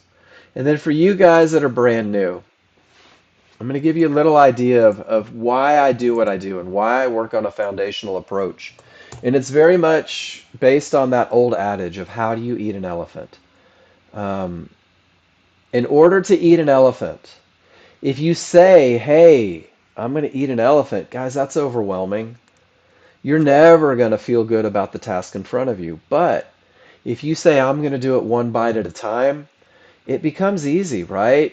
You don't put the pressure on yourself of completion. You understand that it's a path, that it's a process, and it's going to take you a while to get the job done. So the first thing that we talk about is we talk about identifying the trend, right? Is there anyone in this room uncomfortable with identifying the trend? If it's green, the trend is up. If it's red, the trend is down. Pretty simple. Everybody's cool with this. So we move to the next concept. The next concept is strong trigger lines. Rule number one, the separation between the small and the large, angled in the direction of the trend. Guys, most of you have this on the first day. You're very comfortable. You could go to your charts, right? You could pull up a large chart and you could say that's odds favorable momentum and that is not. That's odds favorable momentum and that is not. And it really can be that simple.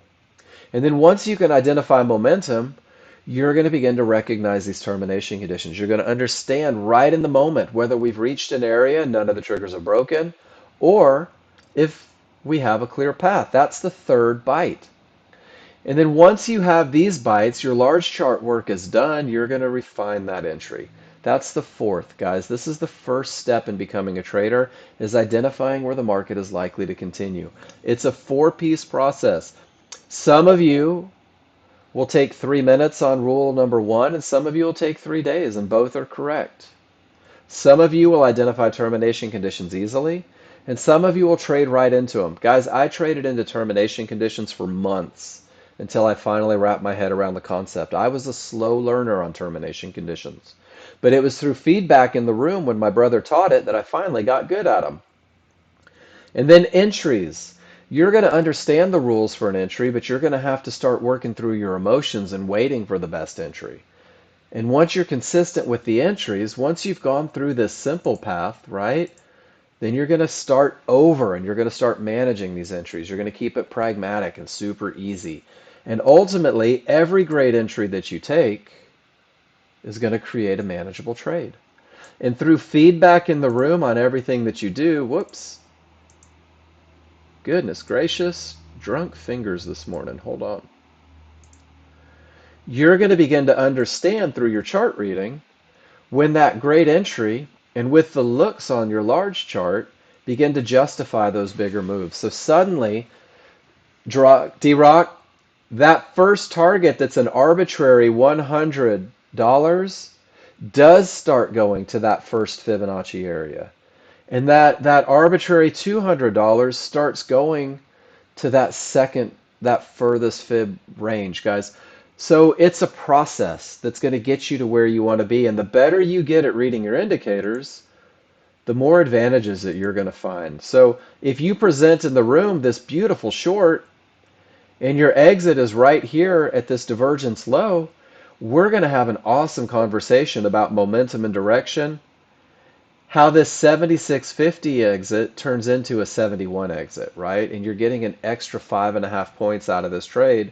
You're creating what is a runner through reading your charts. And I'm going to tell you right now, this class is live 15 hours a week. The feedback is available 15 hours a week.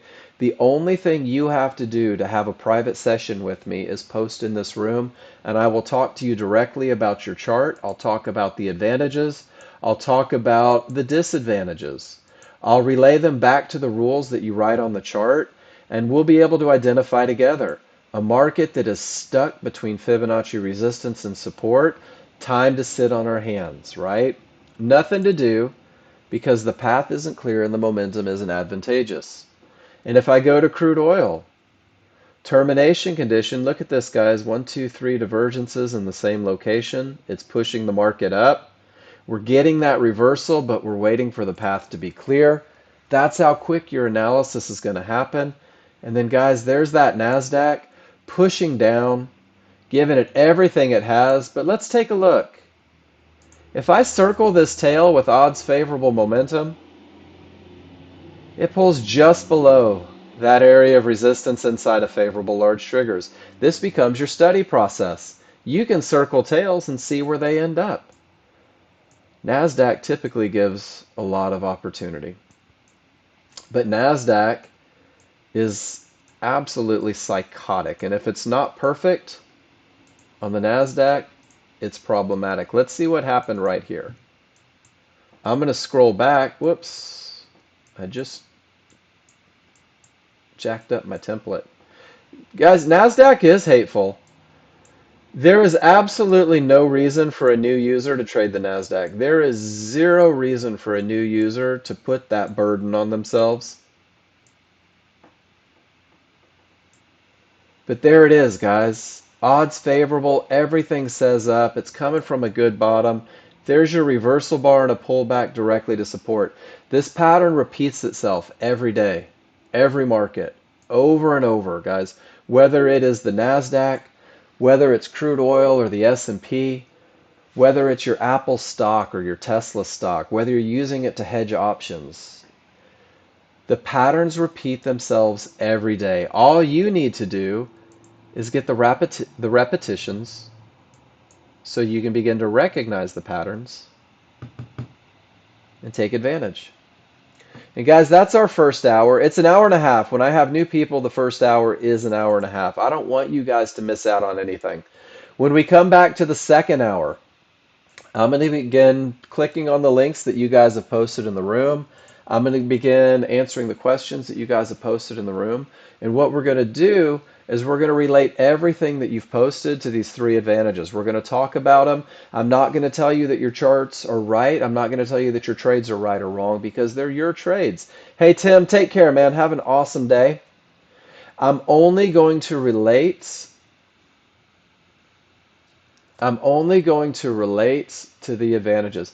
Drock, the reason that you didn't see the uptrend in the first chart um, is because your first chart that we looked at looked just like this. The most current bar, it had just created the uptrend with the small triggers breaking above. But do you see how that leading line is green?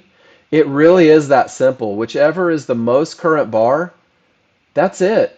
It doesn't mean that there's a trade, right? It just means that you're looking for rules in the right direction.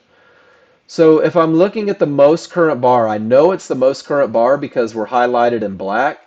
I'm in a downtrend on the S&P. I'm in an uptrend on crude oil. I'm in a downtrend on the NASDAQ, and it really does happen that fast. And then once I have that downtrend established, I'm looking for momentum. Small's below the large are wide, they're angled in the direction of the trend. Absolutely. And then once I have momentum, I'm making sure that price hasn't reached an area, right? That my path is clear. And I'm going through that process each and every time I look at my charts. I'm starting on the large chart, I'm getting my information, and then if it's true, if I have momentum and a clear path, then I'm looking for an area inside of favorable large triggers to enter the market. And it's just rinse and repeat, guys, over and over. So I'm going to take 5 minutes. When I come back, we're going to start clicking on your pictures, guys. Go stretch your legs. Breathe for a second. Walk it out. Back in a few. Mic silence.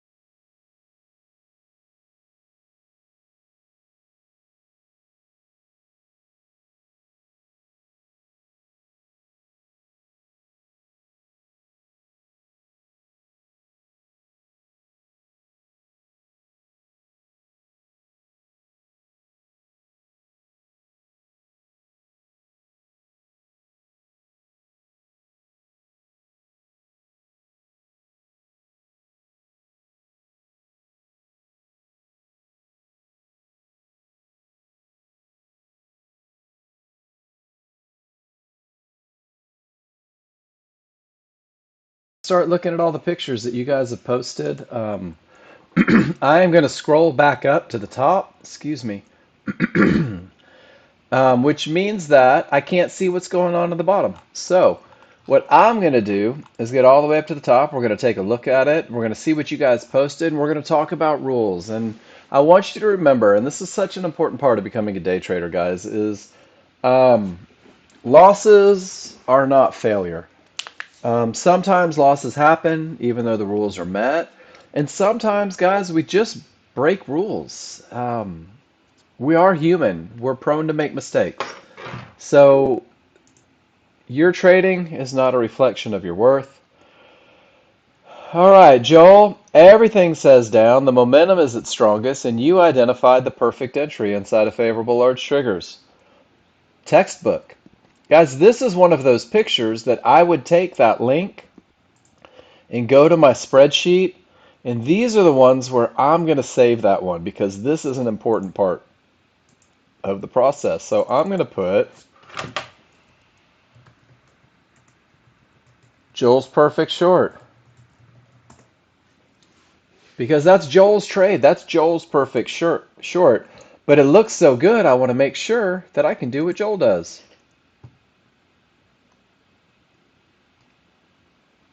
And then here's one. It's the absolute perfect trade. It just doesn't work out. Joel, are you with me on this one? Everything says up. The path is clear. It's absolutely beautiful. There was your reversal bar to manage your risk behind. And there was your third divergence in the same price range, letting you know, Joel, get out of this trade. It's just not happening. So management opportunity on that one for sure. But still a great looking entry. And then Joel, I'm just gonna, so I can come down and talk to you about these.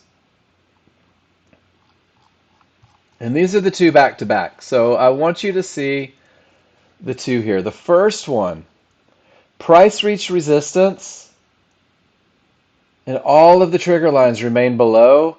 This is the long that's rarely going to work. Um, you're fighting resistance.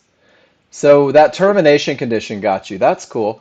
But I love this because once it clears, there's that odds favorable momentum and you have the clear path and there's that easy winner all the way up and that's the one that you were confident on. So I think this is a great example. Clearly, Joel, you're awesome at chart reading. You understand advantages. You know where to get in. And every now and then, we're just going to make a mistake, guys. Every now and then, you're just going to get on the wrong side of things. And the key is to recognize it, to go through it, and to say, man, I kind of jacked this one up. I'm not going to do it again. I'm not going to get back into that. Great job, Joel. Absolutely perfect. And you know what? This one bears repeating. Trading is fun, but don't forget to enjoy a sunrise every now and then. All right, Jose, let's see what you got. I saw this one in the other room, Jose. This is very much a management opportunity.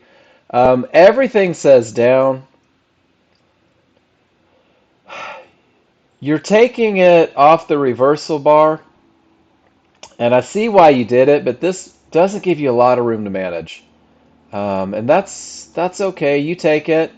I like your first exit. It's right there. You're getting out at this big problem right here. And then you get two divergences. It's a 50-50. The triggers are weakening. I think you may have held this one just a little bit long with that third divergence. I guess you exited with the third divergence, but you had a lot of indications. This becomes a 50-50 trade with two divergences and weak triggers. Jose, is when you're entering 50-50s, I like to relate things back to your entry rules. Will you enter a 50-50 at a pivot stop out and a fib with two divergences and weak triggers against it?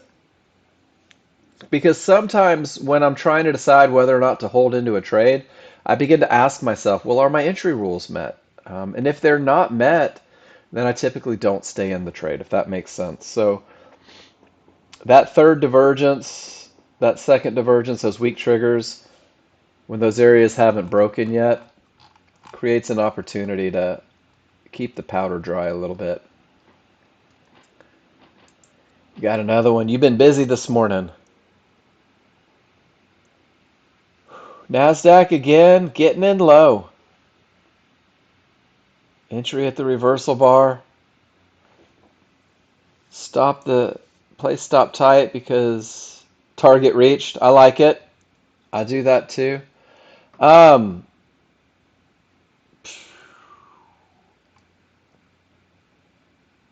you're killing your potential for money though. Because if you're in at '08, you have a giant fib. $80 in the distance, Jose. Oh, you left it by itself and went for breakfast? Right on. Nope, not yet, PFI.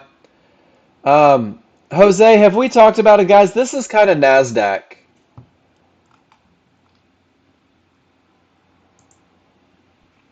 And Jose, it's not making your areas. So I know that you're jumping in because it didn't make it.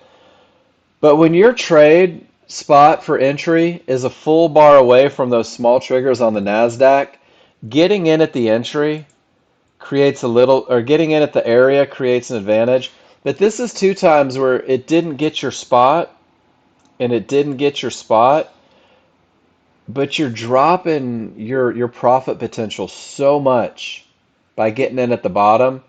Um, One thing that I've seen people do in the past, and I'm not telling you how to enter the market, but I've seen this, is if you get this reversal bar, sometimes people will place a limit order kind of at the midpoint of that reversal bar, just so that they've got a little more room. The risk is already established. There's usually a typical fluctuation. And a lot of times, putting it right there helps out a lot. It manages a little bit. I've seen my brother do that a lot, and he's really gotten good at it.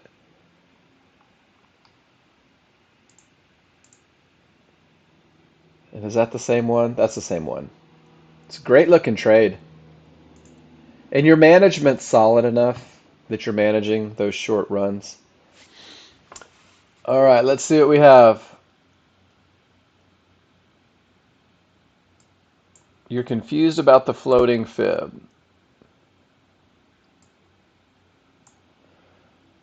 Origin good? What does that mean? Good top or bottom? It's so far in the distance, PFI. Even if it is a good top or bottom, it's already done everything that it's going to do at this point. Um, Weakening triggers, so eh. I love it. That's a no. If you put it's a no for sure, right? The path is clear. And then there's a lot of question marks there.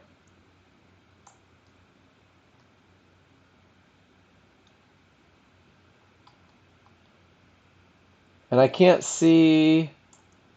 Let me see if I can drop the size a little bit. Whoops. I accidentally closed that one out. Let me open this back up.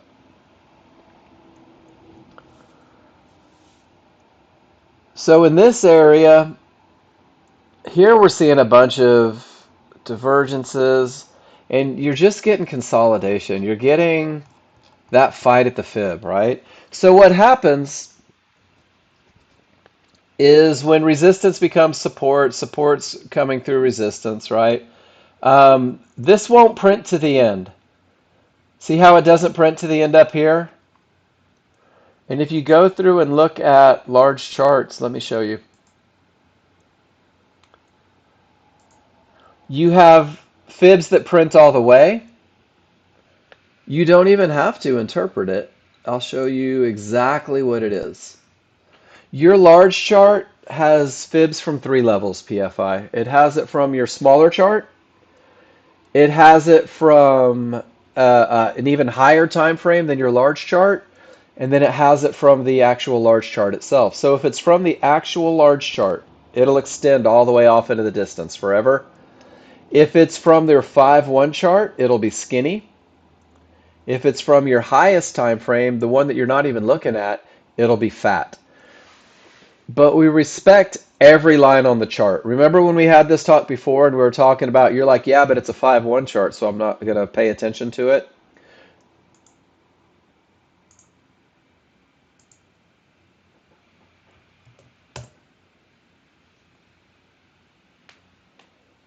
So if it's on your large chart, we respect it, and we go through that process of whether or not it's an area.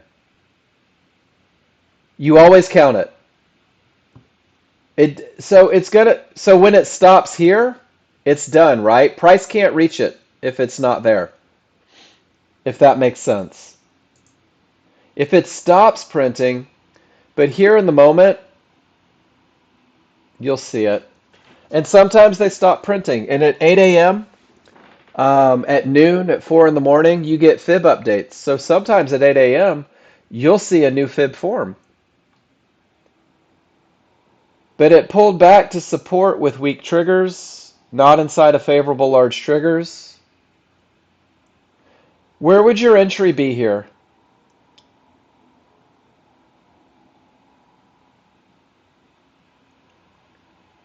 See how I do that? Is it inside of favorable large triggers? You said you were 100% rules based. So no entry, right? So we won't even call it a medium probability trade because you don't have the advantage of momentum, nor do you have the advantage of an entry area. Therefore, I would call that low probability at the best. What you're doing at that point is you're hoping that blue line holds. Does that make sense? Great picture, man. Yeah. No, this is a great conversation. Because without this momentum, is it going to be this blue line that holds? Is it going to be this blue line that holds? Or is, with those weak triggers and these divergences, is it going to push all the way back to one-to-ones in a mid-band? Hell, I don't know. I'm not in control of the market. So I think you did a great job by not taking it. And I think anytime you put or a question mark, that's a pretty good sign that maybe your rules aren't met. That's an awesome picture, man. And guys, these are the kind of pictures that make us better. When you have questions, when you post those pictures on the question, you're like, oh, I think, but I'm not sure. Let's talk about it. And we'll talk about it and we'll see how it relates to real life all the time. And then Snorri, perfect identification of a termination condition. And when a termination condition creates a full reversal, we're going to call it a strong bottom. That picture was so nice that it bears repeating. And then let me show you, guys, when I say this is the best termination condition ever, steal the link. Go to your spreadsheet and put it in your termination conditions section, right? Why not take that awesome picture? Snorri did the work for you. And now I can go back and I can look and I'd see exactly what a perfect termination condition looks like.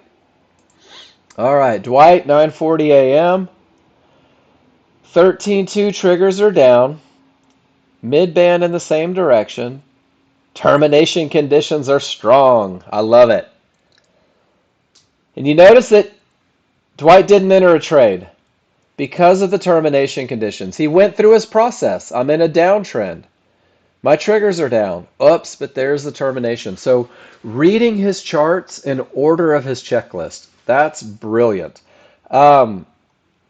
Remember, Dwight, though, there's nothing in your rules about the color of the midband.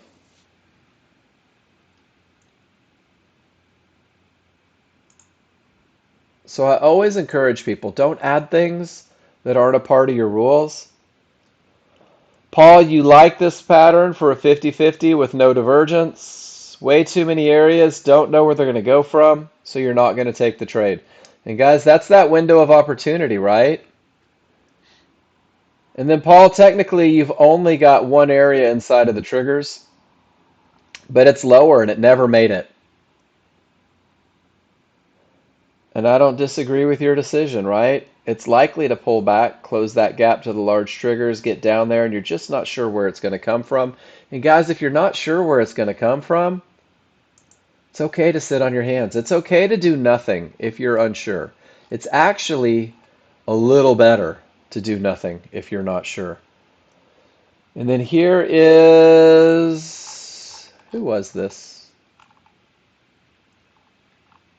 Let me take a look. I forgot. Paul, this is GWC. So GWC says from the termination with the odds favorable, he is trading directly into a termination condition, directly into that divergence line with no triggers through.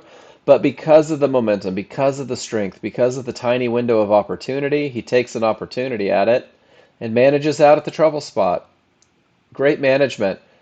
Snorri, here's one of those patterns I wanted to show you. When everything on your small chart is suggesting more up, do you see how the divergence prints? And this is for everybody. We actually dubbed this the Pineski because Paul used it for entries a lot. The divergence prints, do you see how it takes out that previous pivot by a tick or two and then it starts to go? You see this a lot, guys. This pivot stop out coming from a pivot stop out above or the divergence above.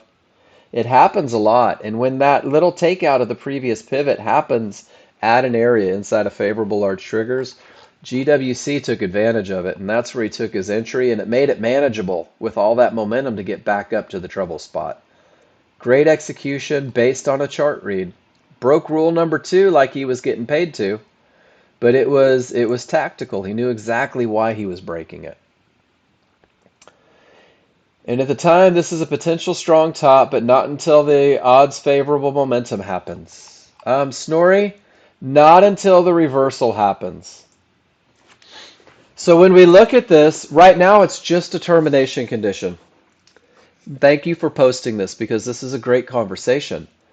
Right now it's nothing more than a termination condition, right? And termination conditions may reverse the market, or they may create an untradeable bounce, which it looks like it did here, or the area may break.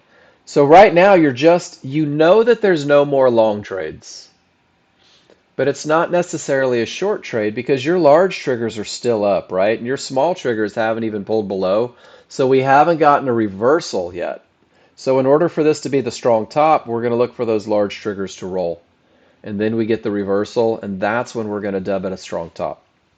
Does that make sense?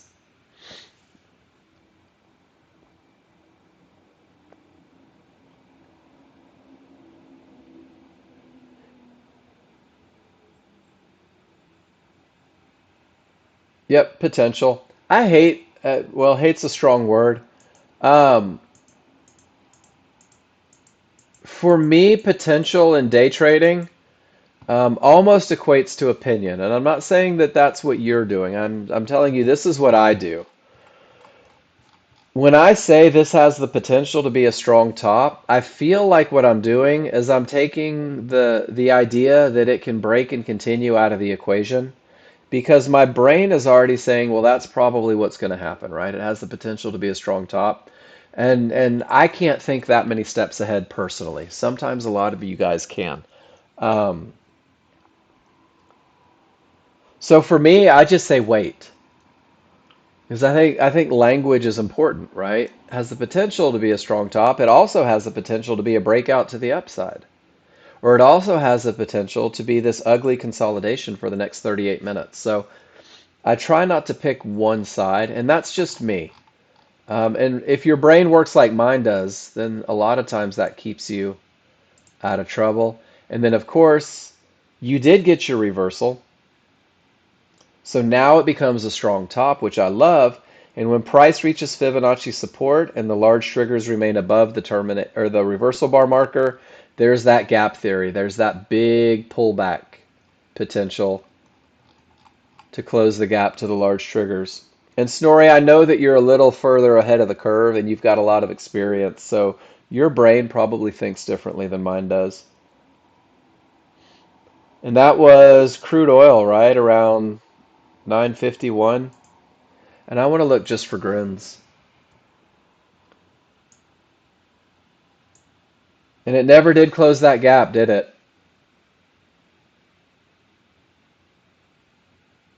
And that's why we always use words like may or could or has the potential to. It didn't actually close the gap. But the fact that it reached Fibonacci support should have been enough to keep you from looking for that next trade. Great picture, man. I like how much you annotate even when there's not a trade. And I think that's what really gets you into that chart reading mindset.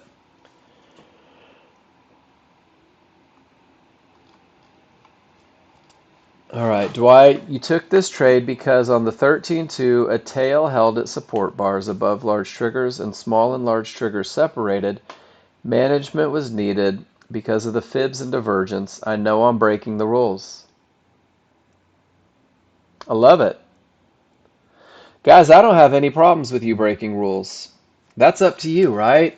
Dwight, you made a choice and you knew where the problems were and it didn't work out. And guys, that's chart reading. He had a termination that created a full reversal and he had tons of momentum. But you had so many problems above you. And I think that the one challenge is when you're taking these in at 28, out at 29, 30. So you made a couple ticks on it, right? So Dwight, when you do have, I want you to see this. You have 1, 2, 3 areas that didn't break, right? You have 1, 2, 3 areas that all your triggers are below. You've already had 2 pivot stop outs. There's so many challenges here. And I say this because taking these calculated risks, by the 1, 2, 3, 4, 5th pushback, your chances go down with every time it bounces off of that ceiling. Does that make sense? Every time that market bounces off of that ceiling, it's problematic. Your best entry was right here at Fibonacci support, right where both of those triggers come together, right where it's that area that you're anticipating to hold. This was your best entry down here at 27.25, and you got close to it. Looks like you got 27.50. And then that leaves you room to manage into the trouble. Solid work, man. Great chart read. And guys, I love it when you make calculated decisions. When you say, I get there's a problem in the way, Mark, but let me tell you how I managed it. I recognized it, and I did it accordingly. And then Jose, feeling of missing out because you missed this one. That's it. If it fits your rules, that sure is a good look, isn't it? Termination on every chart, full bar prints, haven't reached support. There's a lot of you that take that one. Oh, that was Paul.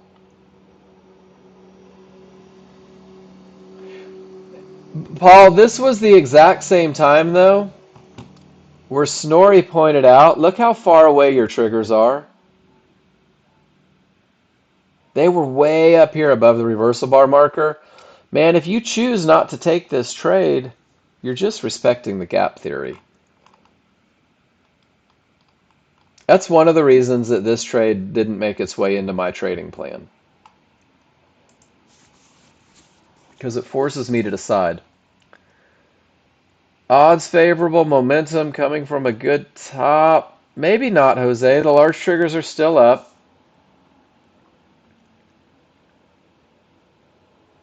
Oh, that's a good bottom. Oh, there it is. Yeah, I see what you did. Late on the entry, Jose. Again, I'm starting to see this pattern where you're getting in super late. Are you with me in here? So if I have room to the small triggers, and this was just part of my study. If I have room to my small triggers, I'm getting in at the area. It lets me manage risk. But if you're still taking a reversal bar, and let me show you why. My brother and I had this conversation this morning. If you're taking a reversal bar, but the reversal bar is still into, let me find a picture of it. Ah, that one's gone. And let me give just an illustration so you know what I'm talking about. Man, I'm going to find one, I promise.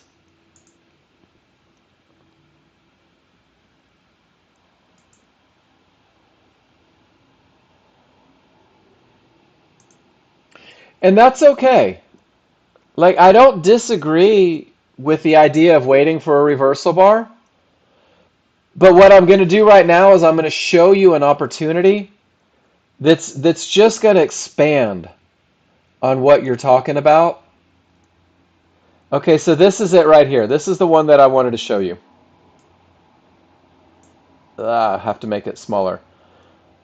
You get the reversal bar, right?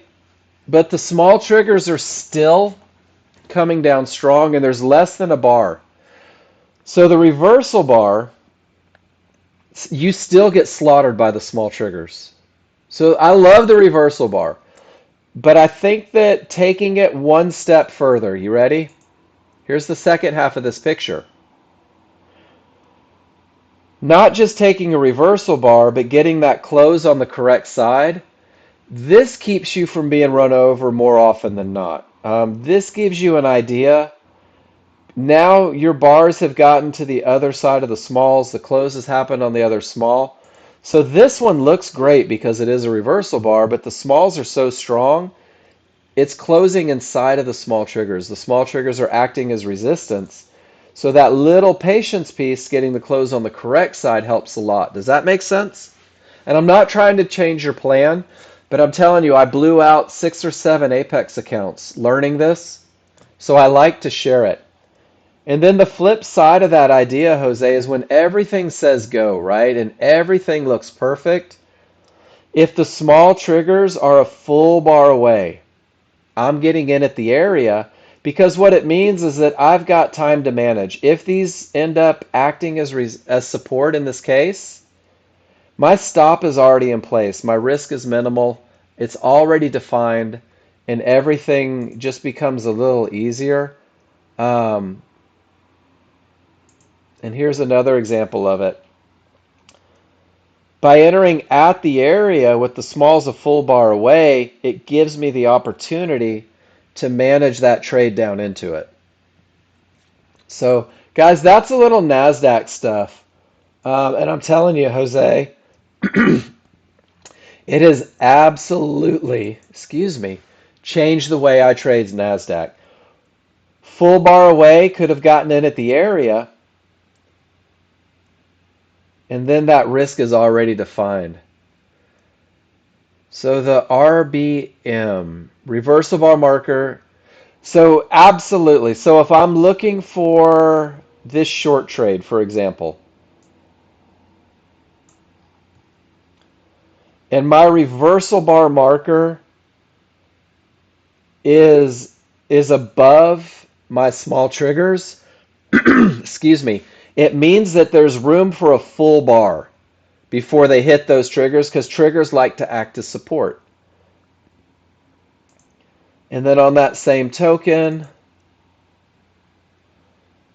if my small triggers are coming below that reversal bar marker, I'm just going to sit on my hands for a minute and I'm going to wait because I don't have room to manage it back. So if they act as resistance, it's just going to push right against me.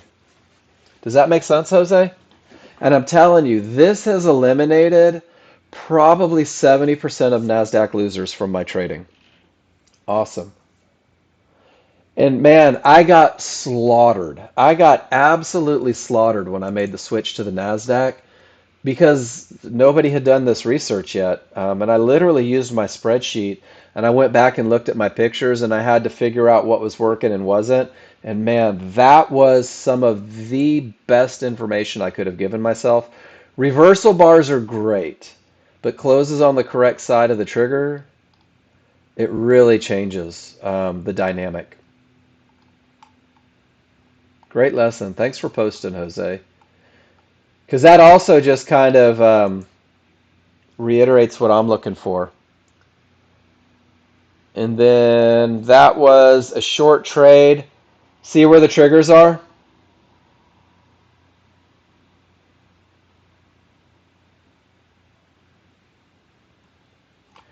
So that's a pretty good example. So the reversal bar happens, but the triggers are right there. And look at them here too. If you took it low, it managed. Um, Snorri, part of it has to do with the fact that during the prime trading hours, I'm hanging out with you guys, and I love it. And the Nasdaq just moves a little faster. And my chart reading is a point where I'm very comfortable with it. The speed of the Nasdaq doesn't faze me at all. I just had to adjust my plan a little bit for entries. I still look for odds favorable. I still look for clear paths. And then Jose, this was the piece of the puzzle, that little bit of refinement. But you see how they act as support right here? If you took the first short, you had 3 ticks of risk. And then those triggers just kept coming up, kept coming up, kept coming up. And there's your first close below them right there. And that's the one that happened up here and pushed you right back to support. So Snorri, it was just one of those things. I wanted to focus my attention on one chart. I wanted to focus my attention, I'm sorry, on one market um, because I don't want to keep switching between crude and S&P and NASDAQ. And because I've got 15,000 pictures under my belt and because I've got years of experience and I can read my charts, um, I'm very comfortable with the NASDAQ. Newer users tend to not be that comfortable. Drock, it's better to only trade when your rules are met. The market doesn't know what time it is. Obviously, when there's volume, it's easier to get fills.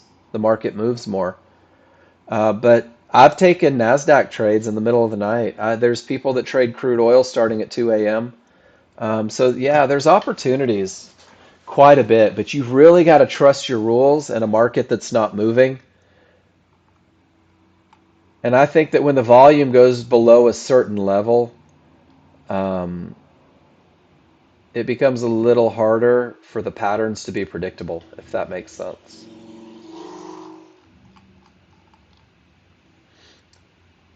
Yeah, I find I like NASDAQ. I like the way NASDAQ moves in the afternoon. Paul, last week you would have traded the signal, but not today. That sounds like growth. Nice job.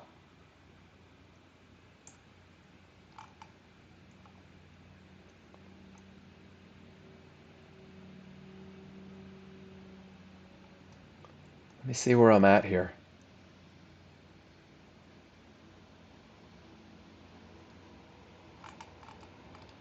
I lost my place. Hold on, guys. Here we go. Gary, we got you. Gary, termination, full reversal into a termination condition. You make the calculated risk because of all of the things. And then you knew where the market was going to have problems. You took your first profits and you weren't willing to lose on the second. Gary, I think that that is great management, making a calculated decision into a trouble spot. Strong work. And then Jose, there's that beautiful momentum style. Everything says down, breaks, pulls back. Beautiful management too. Nice job, Jose. I love how simple this is. I love that every chart is down, that every chart has momentum, that the areas broke and then they acted as resistance. Jose, I bet that was a pretty easy trade to take.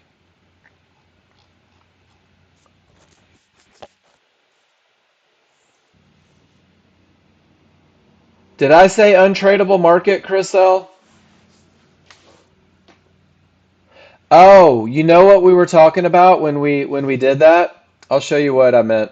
When we were talking about untradeable market, we were talking about the reaction that news can create when they drop a big important news release. Very often it can create spikes, jumps, reversals, and really make a market move so fast that your brain can't process whether or not your rules are met. So I do use the phrase untradeable market when I refer to news releases. Does that make sense? Awesome. I had to think about that for a second. I was like, when do I say untradeable? And that's those news releases. That's that reaction to news. And then, Paul, you traded into a termination condition and you got run over. Guys, the best traders in the world will make mistakes. The best traders in the world are gonna have lapses in judgment. John Novak, everything says down. You take the pullback to resistance inside of favorable large triggers. No need for the reversal bar, right? Because the small triggers were a full bar away. And you take all that momentum down to support. Guys, this is the guy that wrote the software taking high probability trend trades. This is the guy that created the algorithms taking high probability trend trades. And this is his little brother going to give him some crap for not getting in at the area with those small triggers a full bar away. I can't wait to beat him up on Skype. Yeah. Everything seems easy on Sim, Jose. It does. Can we address that? And not just for Jose, but for everybody. Guys, when you're on Sim, you're going to have balls of steel or ovaries of steel, depending on your gender. Um, and there's no pressure of losing money, right? And that's the beauty of Simulator, guys, is you're learning something new, whether it's a new trade, a new market. Simulator allows you the repetition. And I'm telling you right now, guys, Simulator is going to prepare you to test your plan. Simulator is testing ground. Simulator is the batting cages. Simulator is the driving range. Simulator is just standing alone and shooting free throws over and over and over again and developing the muscle memory and developing the trust and developing all of that. And I believe it was Mike Tyson that said everybody has a plan until they get punched in the mouth, right? Moving from simulator to the live market is your first punch in the mouth. Can you take all of those great lessons that you perfected on simulator? Can you take all of that consistency that you were able to do on consistency, and then can you apply it to the live market? Can you apply it when the chips are down, right? On this picture, Drock, let me take a picture of his picture. The initial stop from the pullback goes where the market shouldn't go. Once it moves down, your stop is going to go a couple ticks above that reversal bar. And since he used the momentum in the direction and he knew that his targets were down here at the fib, once it created the next pivot, he probably reduced risk. And once he got to these one-to-ones, I would wager to say that he probably was behind these triggers, behind resistance, where the market shouldn't go. And then he exits. Does that make sense? So your initial stop where the market shouldn't go outside of that window of opportunity, reduce risk above the reversal bar, and then if you're holding for larger moves, as the market pivots, so can your stop move. Is that okay? It makes sense? Or okay, stop talking? Makes sense. Awesome. I always ask when people say okay because sometimes it just means I'm tired of you talking. And great trade, John Novak. But Jose, did you see where the small triggers were? I try to be, Drock. I love what I do. I really do. I love teaching this classroom. And I love the opportunity to help you guys with it. Jose, did you see where his small triggers were? NASDAQ traders, this is huge. That's a huge part of trading the NASDAQ. All right, Gary. Bum, bum, bum, bum, bum, bum, bum, bum, bum, bum. Guys, I'm in such a good mood today. I hope you are too. Uh-oh, we're spinning here. I'll accept cookies. Maybe that'll help. I love cookies.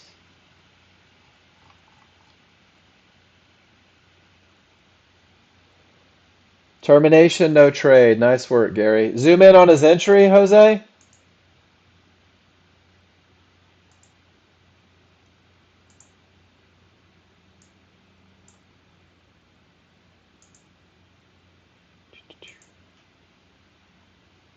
Let me get there real quick.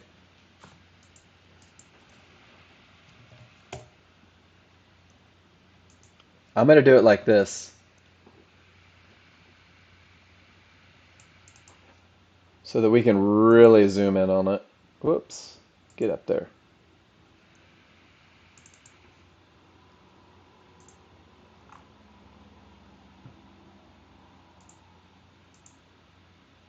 This is a John Novak trick with the pictures.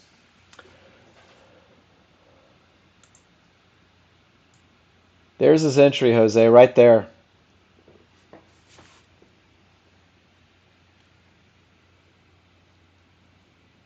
The small triggers were below everything. The small triggers were a full bar away when he came to that area of resistance. I love a reversal bar, I really do. But man, I would have rather been in up here and had that stop right here and taken that little potential loss instead of it having the potential to bounce off of those triggers and run all the way up to this area of resistance, right? That's a lot to sit through. Does that make sense? So he used the reversal bar too. And who knows, he might have been doing something else, but I love that. So the magenta and the yellows draw, great question. They're both one-to-ones, which means that they're both 100% Fibonacci alternates. I'm going to go to the glossary of common terms. I don't know if you guys knew that this was here, um, but I'll show you the difference between the two. The yellow one-to-ones are 100% Fibonacci alternates, and they use larger swings to create them. And D-Rock, these are the ones that we use for termination conditions. These are the ones that we use for potential entries on the smaller chart. Because that 100% Fibonacci alternate of the big swings, man, these are the ones that people that have been trading the markets for decades are using, that use Fibonacci are using. Your software just automates them. It does all of the math for you. And when these swings happen, it'll begin to project these real time. So you can respect them. And then when they stop printing, you can disregard them. That's the high time frame. And then the small swing one-to-ones, it's the same idea, but it's just using smaller swings. And these on a large chart may create a little bit of a bounce. On a small chart, they may get run over completely. These small swings happen all the time, all day. I like them if I have a potential entry spot and they line up with them. It's just one more warm, fuzzy feeling. But I don't really use them in my trading in regards to termination conditions or areas for entry. I keep it to those yellow one-to-ones, fibs, and mid bands. You're welcome. And D-Rock, I have to be completely honest with you. Most people know this about me at this point. I'm not a very technical guy. All the tech stuff, all of the brilliance that John Novak has created, 99% of it escapes me. 99% of it is so far above my pay grade, I don't understand. The one thing that I am really good at, though, is recognizing patterns and reading indicators, and then helping you guys do the same. So there will be times where you ask me technical questions in the room, and I will defer you to the smarter people, um, just so you know. Cool. Gary says, oh my gosh, those get so big. I need to figure out how to fix that. Gary, this is a termination condition right here because price reached the area and absolutely no trigger lines have gone through. Guys, keep your analysis simple. Price reaches the area, no triggers go through. This fib, this divergence low, guys, these mean nothing. These are off in the distance. Until price reaches them, it's nothing. Does that make sense? If anything, these are potential targets. But this can't be a termination condition because the recipe for a termination condition is that price reaches the area. And Gary, I know that you know this, but to point out this as a termination, but not this that's actually behaving as a termination condition, it's easy to get a little sideways, right? It's easy to overthink some stuff.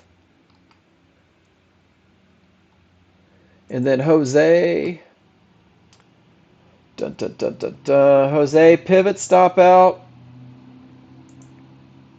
It's a 50-50 from a good top, right? You've got not only the divergence low, but also the fib that the large triggers didn't break through. And then as you're coming up, you do have divergence. You took the best potential area. What'd your trigger lines look at the time of entry, Jose? Price reaches. So Rakesh, price reaches first. The price has to reach. And then you have to ask yourself, where are my triggers? So if price doesn't reach the area, and I'm going to talk about why, but let me get with Jose real quick. So Jose, you're not only hoping that the divergence low breaks, but you're also hoping that the fib breaks, right? And I like it. Lots of momentum, triggers down. Your entry is perfect. Your stop is appropriate. It just doesn't work out. But some of the information that might have helped is you were getting reversal bars from Fibonacci support and outer bands. The market's exhausted down here, right? You'd already had two divergences. I hate 50-50s with two divergences on the NASDAQ. That's just my own personal plan. I won't take them. Your plan may be different. And then at the time of entry, it looks like those triggers were far away. It really does. So, but I think two divergences, two areas to break, and then all of this nastiness going on at outer bands and support. Man, for me, Jose, I just don't do it with two divergences. Um, One divergence from a good top, I'll give it a shot if the smalls don't follow. NASDAQ's just a different animal, and two tends to push up higher. In this market, you just don't know where higher is going to be, right? So with two divergences, I'm waiting for that close on the correct side. And let me help. That was 1046. Let's look at NASDAQ at 1046 together. So let's see the aftermath, right? So at 1046, there's my higher area. Oh, you're going to love this. I have a feeling. Jose, there's your first close below the small triggers. Is all the way up here. Isn't that awesome? I like your trade. I think it had a shot, but I think you had too many areas that you were hoping would break. It was a good top, but it's also a pivot stop out, right? It's a pivot stop out. It's fibs. It's two divergences. And notice how you never get a close below the small triggers until all the way up here where that highest point is reached. This is what two divergences does quite a bit on the NASDAQ. And it becomes a pretty cool opportunity. I need to reload my template. I kind of jacked that one up, I think.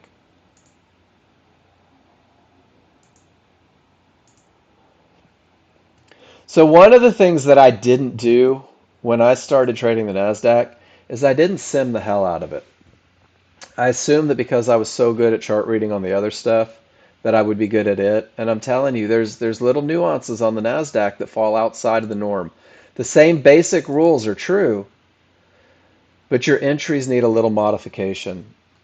50 with weak triggers, and you're just going to let it sit. Paul, I love it. It sounds like you've gotten back to not taking chances, right? And look at this one. You take this one beautifully. What happened with your exit? Perfect entry. What got you out? Why so tight on that one?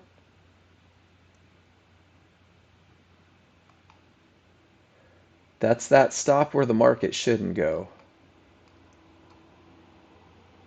And then George T, always nice when you print. Did you get everything sorted out? I know you were having challenges yesterday. Reversal signal bar. On your market flow chart?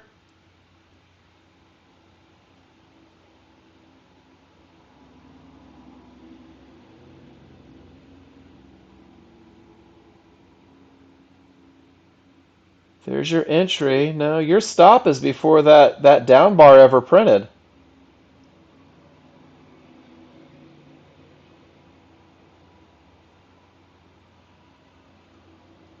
And guys, I'm never trying to prove you wrong. I'm just saying.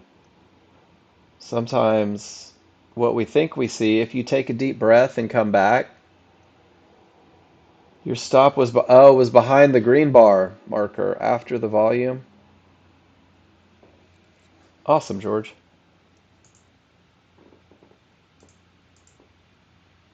I've had most of the problems you guys will ever had. I got you, Paul. So this is NASDAQ. This is that high probability. I'm trying to figure out what charts are what. Give me just 1 second here. This is your 34.5 leading the way.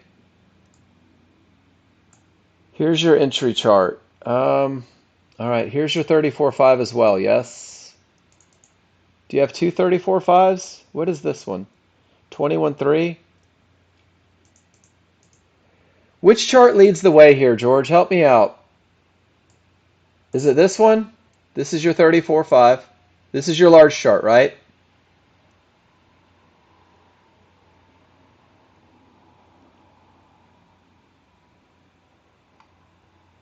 I want to get the best picture I can here.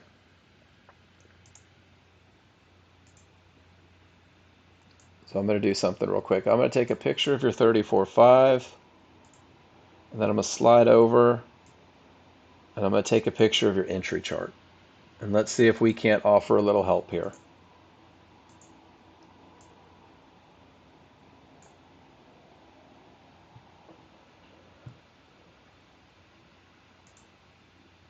And guys, remember, your plan may not be my plan, which means that it's okay. Hey, D-Rock, thanks for being here. Excited to see you tomorrow. Welcome to Nexgen. I got you. So coming through here, the 50-50 doesn't work, right? Fighting those small triggers on NASDAQ, George T, that'll help you a lot. And then when the 50-50 doesn't work and everything starts to roll, there's your momentum style and takes you right up. So that's a great recovery. I think that small trigger, were you listening in when Jose and I were talking about just never fighting the small triggers? Never, if they're closer than a full bar away, wait and see what happens, right? And since this isn't coming from a termination condition, yeah, that's a little aggressive on the long. But what you're doing is you're just saying, I know where it's likely to go. And sure enough, you were able to make money on the way up. Nice job, George.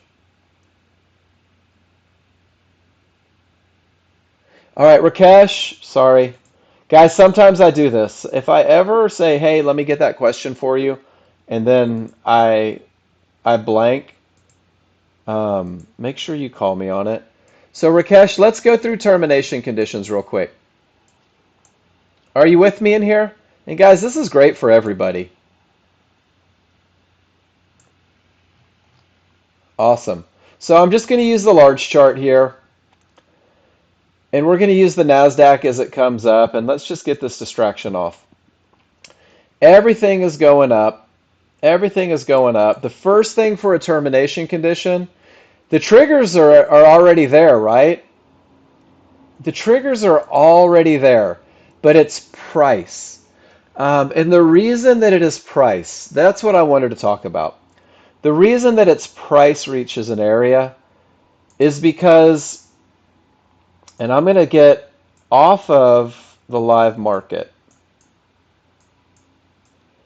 These areas are reflections of pivots and swings that have already happened.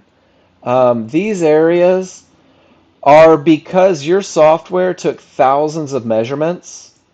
And when it took thousands of measurements, what it did is it determined that that particular area is the highest concentration, the most important areas. And that's how you guys get these areas of support and resistance.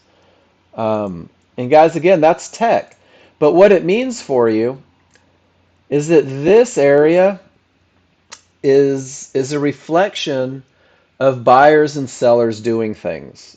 So price is what's happening. Price is being moved by the buyers and sellers. So as price comes up, it's when price reaches the area, when price gets back to that key point, this is where typically fights happen. This is where buyers and sellers have made a decision in the past, and they're going to be looking to make decisions again. Does that make sense, Rakesh, to everybody? That's kind of the first idea of why price reaches first. Your trigger lines are a momentum indicator, and that's exactly what it is. So what happens, and it's very sequential here, is that when price reaches the area, we want to gauge the momentum into that key area.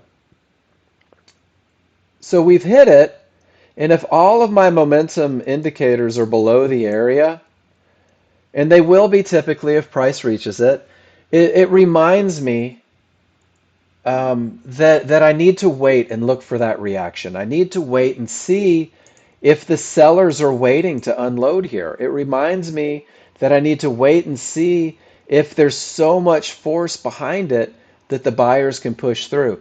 But this becomes my moment of pause. This becomes my moment of just waiting to see what happens. And if price reaches, if these momentum indicators begin smashing through the area, well, then these areas have the potential to break because there's so much momentum, right? So the further price moves through and the further these momentum area indicators move through, the more likely it is to break. But until both of my momentum indicators get to the other side of an area, I'm going to say that this area is not broken yet. It has the potential to break, but there is still the potential for that reaction, for that fight to happen. Does that make sense, guys? And that's why we always start with, when price reaches, we sit on our hands, and we let our momentum indicators get to the other side of it to let us know that it's broken. Does that help a little bit, Rakesh? And everybody who's working on termination conditions. So in this case, when price reaches, we have no idea what the reaction is going to be. We don't know if it's going to go up or down. We don't know if it's going to break or hold. When the small triggers start to break through, we're saying, well, it's got a potential with the momentum, but until the large get through, it's not going to be considered broken. And we respect that with price because coming from the bottom, price gets to Fibonacci support. Look how far away the momentum indicators are. Price got to it, and the reaction was almost instant off of that area. Does that help a little bit? And that's why I always suggest just keep it simple. Keep it pretty basic. If price reaches an area and the triggers don't break through, guys, it's okay to just sit on your hands and do nothing. It's okay to not hope, to wish, to want, right? Just simply let it break. And these rules were thought up by somebody way smarter than me. Can you guys hear me? Termination creates the full reversal. The bottom is good. Okay, just making sure. From the full bottom, we get the potential to break the area. With the potential to break the area, Paul takes a long trade. He manages out at the trouble spot. Nice job, Paul. Hope is so expensive. Nice trade. And Paul says that a termination that creates a full reversal makes him feel better about an area with the potential to break. Nice trading. And then Snorri, everything says down. The smalls are through, but the large are not. You take the entry at the lowest point, And then it comes to the highest point, which is okay.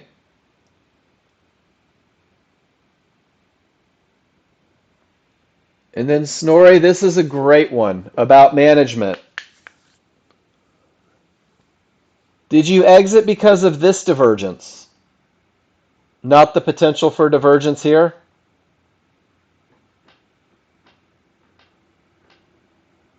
You said, oh, that's divergence on a 50-50. I probably shouldn't have been in it. No worries. So yeah, this divergence printed about right here. So at this point, and I'm assuming that you're on simulator. Maybe you're not. But if you're on simulator, go ahead and write it out, right? Just go, I'm going to write it out, and I'm going to take pictures, and I'm going to annotate, and I'm going to create a database. Um, Lots of advantages, right? 50-50, very strong, working down. I like that you recognize that it killed the potential. But at this point where you exited, it had already done everything. Your risk is already in place. Why not see what happens? That's the beauty of sim. Even if you make a mistake, the pictures become invaluable. They really do. But I love that you're adhering to a plan. And it did reverse strongly. So divergence did, in fact, kill the 50-50 trade. Nice job. Take that next picture, too,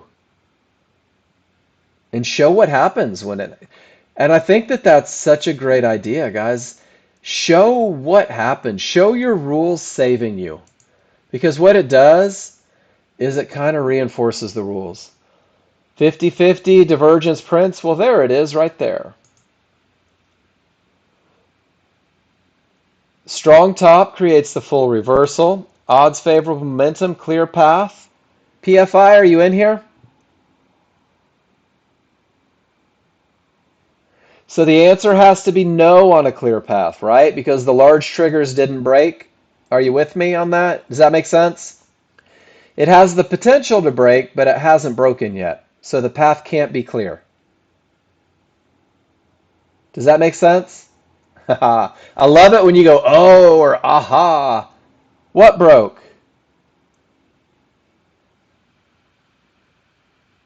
You know I'm looking at your picture, right?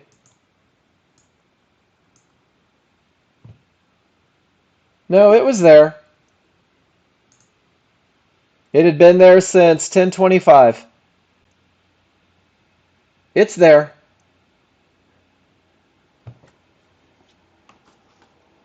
But even if it hadn't, those one-to-ones were there, weren't they? And the large triggers didn't break the one-to-ones.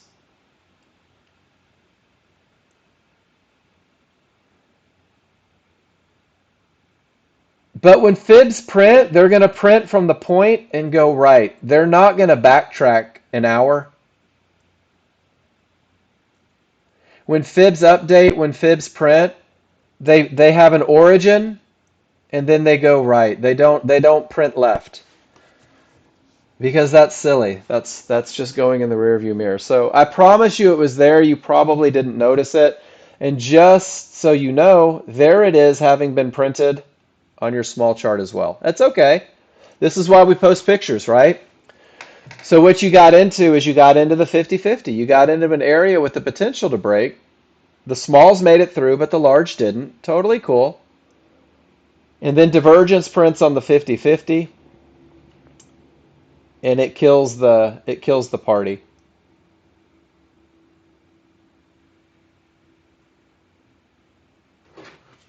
You thought you followed your rules. So what comes after so?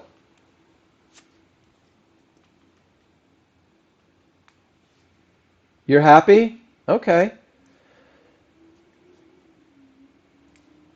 But now you know that you didn't, right? Okay. And here's the next question. So 17 and your stop was 21 on 10 contracts. So 4 points. Oh my gosh, that's $200. That's $2,000 risk. Oh, so you did it twice. So $4,000 risk on two areas that hadn't broken with divergence and weak triggers. No, it's okay. Dude, this is how you get better. If you don't get punched in the nose every now and then, you don't understand what's getting you punched in the nose. God, they were garbage.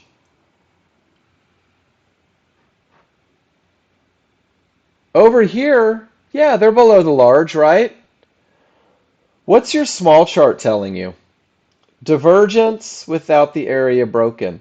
Anything can happen triggers with the area not broken. So let's resort this back to advantages, and I think that you're going to like how we do this. I think you're going to like how we do this. Are you ready? So let's talk about advantages, and let's go back to the foundation that we create. You had momentum. Can we agree with that? Your large chart said momentum. Absolutely. But you sacrificed the clear path because the triggers hadn't broken. Are you with me so far? No, it's okay. Let's not talk about mistakes or not. Let's talk about how we can go back to advantages to gauge, right? So we had momentum, and momentum is amazing, but we didn't have a clear path so that we know that we're working against a problem. That's all I want you to get out of that. Is that it's no longer high probability, it's medium probability. Does that make sense, everybody? No. When you forfeit one of the advantages, it can't be high probability, which means that's okay. Don't get worked up. You're good. And when it's medium probability, it's okay. It's okay to absolutely insist on the perfect entry on a 50-50, isn't it? To make sure that your small triggers are so far outside of the large triggers, letting you know that that momentum is in fact happening in the moment, making sure that there's no divergence on the small chart, just verifying and saying there is no loss of momentum, Mark. There are strong triggers. And then most importantly, that tiny little window of opportunity, saying that without this area being broken, I'm not willing to risk 4 grand on this trade because it's not a high probability scenario. So when we go to your entry, your stop has to go beyond the large triggers, right? This is outside of the window. So that saves you $1,000 right there. Smalls inside of the large or anything can happen triggers. That's a loss of momentum. Divergence is a loss of momentum. So your small chart told you, PFI, it's not the best look over here, and it's not the best look over here. Your money is worth a better look than that. Does that make sense? Dude, if you didn't have the wherewithal, if you didn't, and that's okay, and you're going to do that. And man, that's why simulator is so key. And I know that you don't want to be on simulator, you want to use the Apex, but I'm telling you, man, you're going to make mistakes in your first month. If you don't, then you're not human, but you are. But do you see how in the moment you miss things, right? But PFI, with the anxiety, with the adrenaline, with everything gone, do you think you could go back and relook at this and say to yourself, okay, now I see. So this is why studying this tomorrow morning when you wake up, no, tomorrow morning when you wake up, my expectation for you is that you go back to this one and you remind yourself what was good, what was bad, what felt comfortable, what didn't, so that you go into tomorrow a better trader. And that's the only thing that you have to do over and over.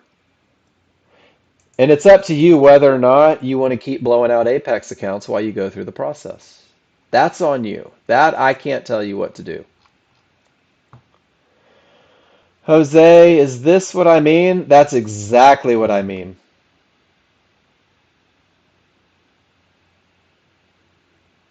Right? That's exactly what I mean, Jose.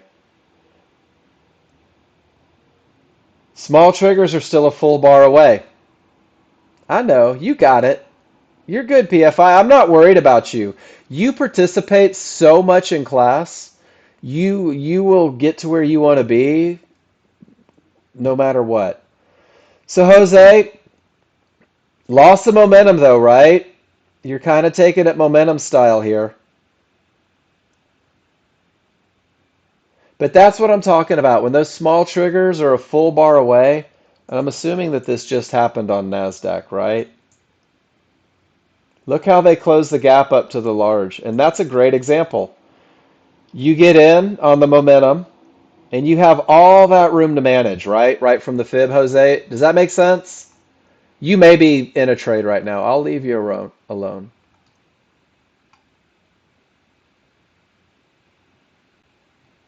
Cream White, do me a favor, repost it. I'm not sure which one you missed. And then Gene, would I call this a strong or a weak bottom?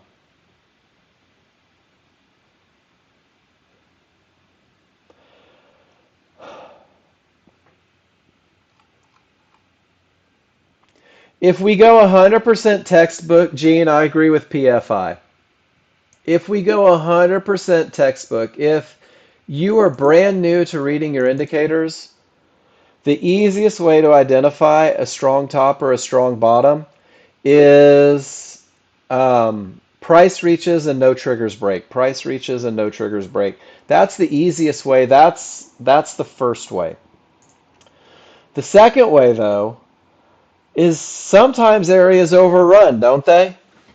Because these are areas. And Gene, NASDAQ loves to overrun. So if we look at 1114 on the NASDAQ where the small triggers broke and the large didn't, let's take a look at what it looked like on the smaller chart. Let's see if there was any indication on the smaller chart that it might be overrun. Well, one divergence helps us identify it. A second higher divergence helps us identify it. And the fact that the large triggers, when they roll right at the area, that's overrun. Um, and once these large triggers get back up, it's go time to the upside, 100%. That's just a little bit of overrun. And you can see it on your small chart. You can see that loss of momentum. I like this look for a bottom. I really do. Ron says, John Novak said trading is boring. Amen. You in this class keep that from happening. Oh, thanks for that. Man, I like it when you sit in. Your comments keep me happy. Have a great afternoon. But guys, it's true. The class is a distraction from when there's nothing to do. And then Joel, odds favorable, 50-50. You're in a little low, and the small triggers are so far away, and you get out on the third divergence. Nice job, Joel. And then Cream White, you made a decision into a termination condition. Oh, no, that's the one that you were printing? Smalls down, large up, 50-50, divergence prints, no reason to take it. Directly into a fib, no reason to take it. I love that. Sitting on my hands. Not a strong bottom though, right? We're not going to call it a strong bottom. It doesn't even have a reversal yet. And in order to have a strong bottom, there has to be a reversal, guys. It can be a termination condition.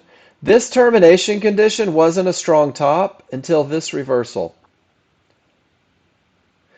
This termination condition wasn't a strong bottom until this reversal. Does that make sense? So until, pow, no, not a higher divergence. Why are you making up rules, Dwight? Full reversal, right? And just because it's a full reversal doesn't mean, no, I don't understand higher highs, lower highs, medium highs, big swing, little swing. It doesn't matter to me. That's getting technical. That's you guys that know what you're talking about talking, right? Until these large triggers are in the direction of the trade, this market isn't reversed. And even if they do, even if you get the strongest of the strong, it doesn't have to be a lower high. Because what if it never pivots? Right? What if it never pivots?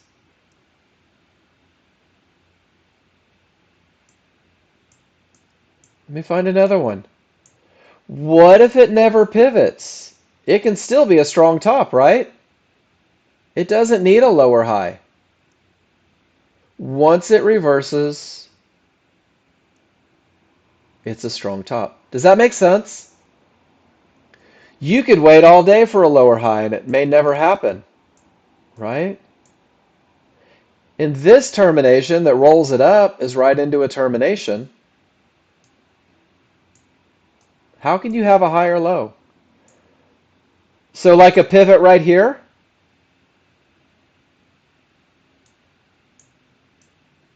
wouldn't you have had to wait for a lower high here then? Isn't it easier?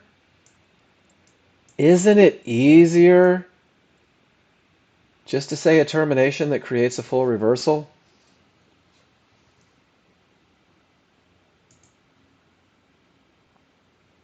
It really is. Guys, I'm telling you, I embrace the idea of simplicity because I hate to admit it. I'm a daydreamer, guys. I chase butterflies. I've written poetry. I draw pictures. I'm not a tech guy. And the more rules that I put on my shoulders, the harder it becomes for me to be a trader. The more times I anticipate areas to break because of, the more times I have to make an opinion about something rather than keeping it super simple, I take one step closer to failure. And I find that this is true for most traders. The more you give yourself to think about, the more difficult it is to find a trade because you give yourself too many scenarios. I had a picture posted once, and the guy goes, "This is my plan for high probability trend trades." And it was like 17 things.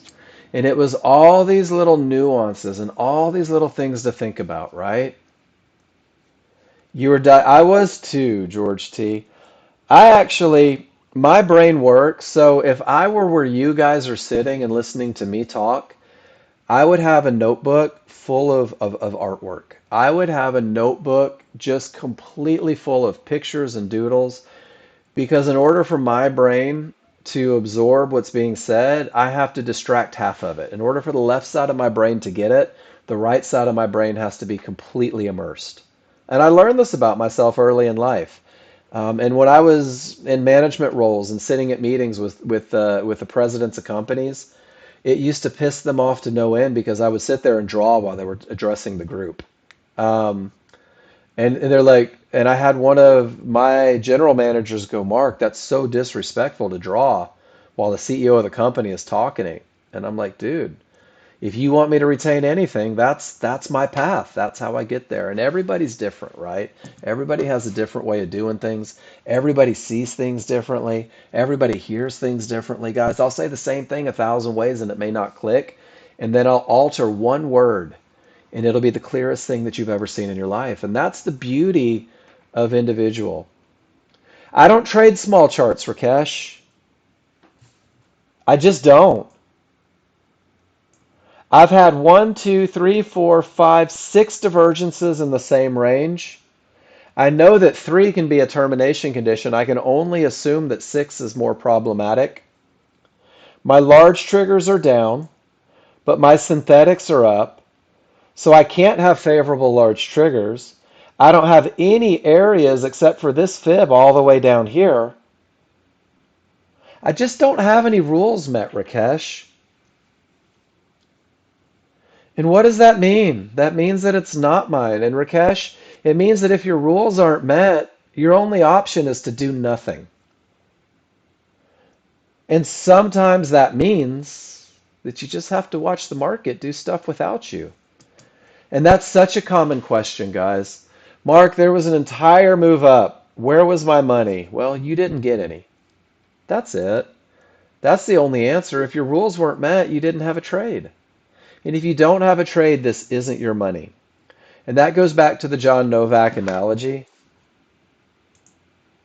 That goes back to the John Novak analogy. Well, you're only showing 4 minutes of the chart, right? So you went short against strong triggers, and lost, but you went short with strong triggers and won. Rakesh, what you're asking me is how do I break my rules? Write your rules on the chart and tell me if they're met. If they are, take your trade. But you're showing me a little snippet, right? You're not showing me all of these divergences that the trigger lines never broke. Yeah, so I'm using 7, Rakesh, because for the classroom, I feel it's a little more stable. Because I go through and I change things and I draw on it all day long. So you and I may be one tick off, and one tick off can affect that divergence. Trade your charts for sure. Trade your charts. I make so many changes on my charts. My fibs may be off. I make so many changes on my charts that my tick data might be a little off. And I always encourage people, make sure that you're trading your charts. Make sure that you're trading what you're seeing in front of you. Don't try to trade mine because I spend way too much time adjusting mine and butchering them a little bit. Um, but you'll see that between 7 and 8 sometimes. You may see a little discrepancy on divergences. And I use my charts to talk about the now, whether or not I have odds favorable momentum, whether or not there's a termination condition. And guys, I could literally do this on market replay from 6 years ago, and we could have the exact same classroom and look at market replay as though it were live and still go through these great lessons. Because what I teach is chart reading, and you just have to read your charts. But Rakesh, you'll see that every now and then between 7 and 8. And if I cleaned out all of my data this morning and you didn't, that can create a discrepancy. If we're in a different time frame, that can create a discrepancy because it has a different midnight. If you're running different days back, sometimes that can have a discrepancy because your beginning pivot, where the market's measuring things, can be a little different. So I always encourage people, trade your chart. And of course, if you are worried about what you're seeing on your chart, have Jason give it a look and he'll help you out with that. So good stuff. Guys, crude oil, my trigger lines don't agree and they haven't broken through an area. Smart traders are doing nothing in crude oil right now. NASDAQ, weak triggers, a million divergences. Not so much to do there. And then the S&P is just stuck right here at resistance with absolutely no trigger lines through. So we're in a holding pattern 3 charts right now. And I want to thank each and every one of you for being here today. I want to thank you for posting your pictures, for asking your questions. I hope that you're getting a little closer every day. Big Al, how'd we do today? Lunchtime for traders. That's it. Walker, how are you doing? You've been a little quiet. I want to make sure that you're okay. Jose, we had some great stuff going on with that NASDAQ. Keep posting your pictures. Let's keep talking about it. You're not PFI. You're thinking too much. Too many mind. Did you ever see The Last Samurai with Tom Cruise?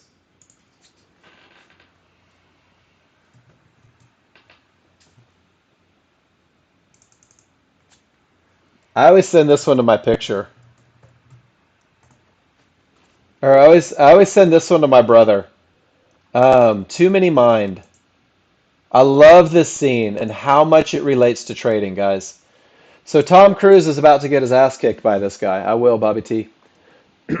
And he's thinking too much. He's trying to do too many things at once. And the guy comes up, he goes, "You're mind the sword, mind the people, mind the enemy. Too many mind, no mind.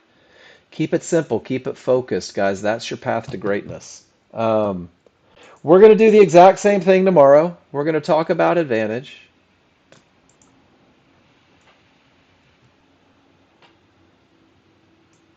Chris L. 8918 is a key Fibonacci area, right? Look at how your large trigger is straddling it. Look at how your small triggers are now straddling it. This area isn't broken. It overran a little bit, but it's not broken because the only way we consider an area broken is if both the small and the large triggers get above it, and then resistance begins to act as support. Does that make sense? So it's really pretty simple. Save this one into your spreadsheet, Chris. There's your two options. It either is not or it is. And then once you get that, it's going to take a lot of the guess. Because if you don't have both above it, you're not going to get caught in that scenario. Great question, man. Thank you for posting that. Guys, I'm going to go play day trader. I'm going to go look for high probability trend trades. I'm going to focus on following my plan and my rules.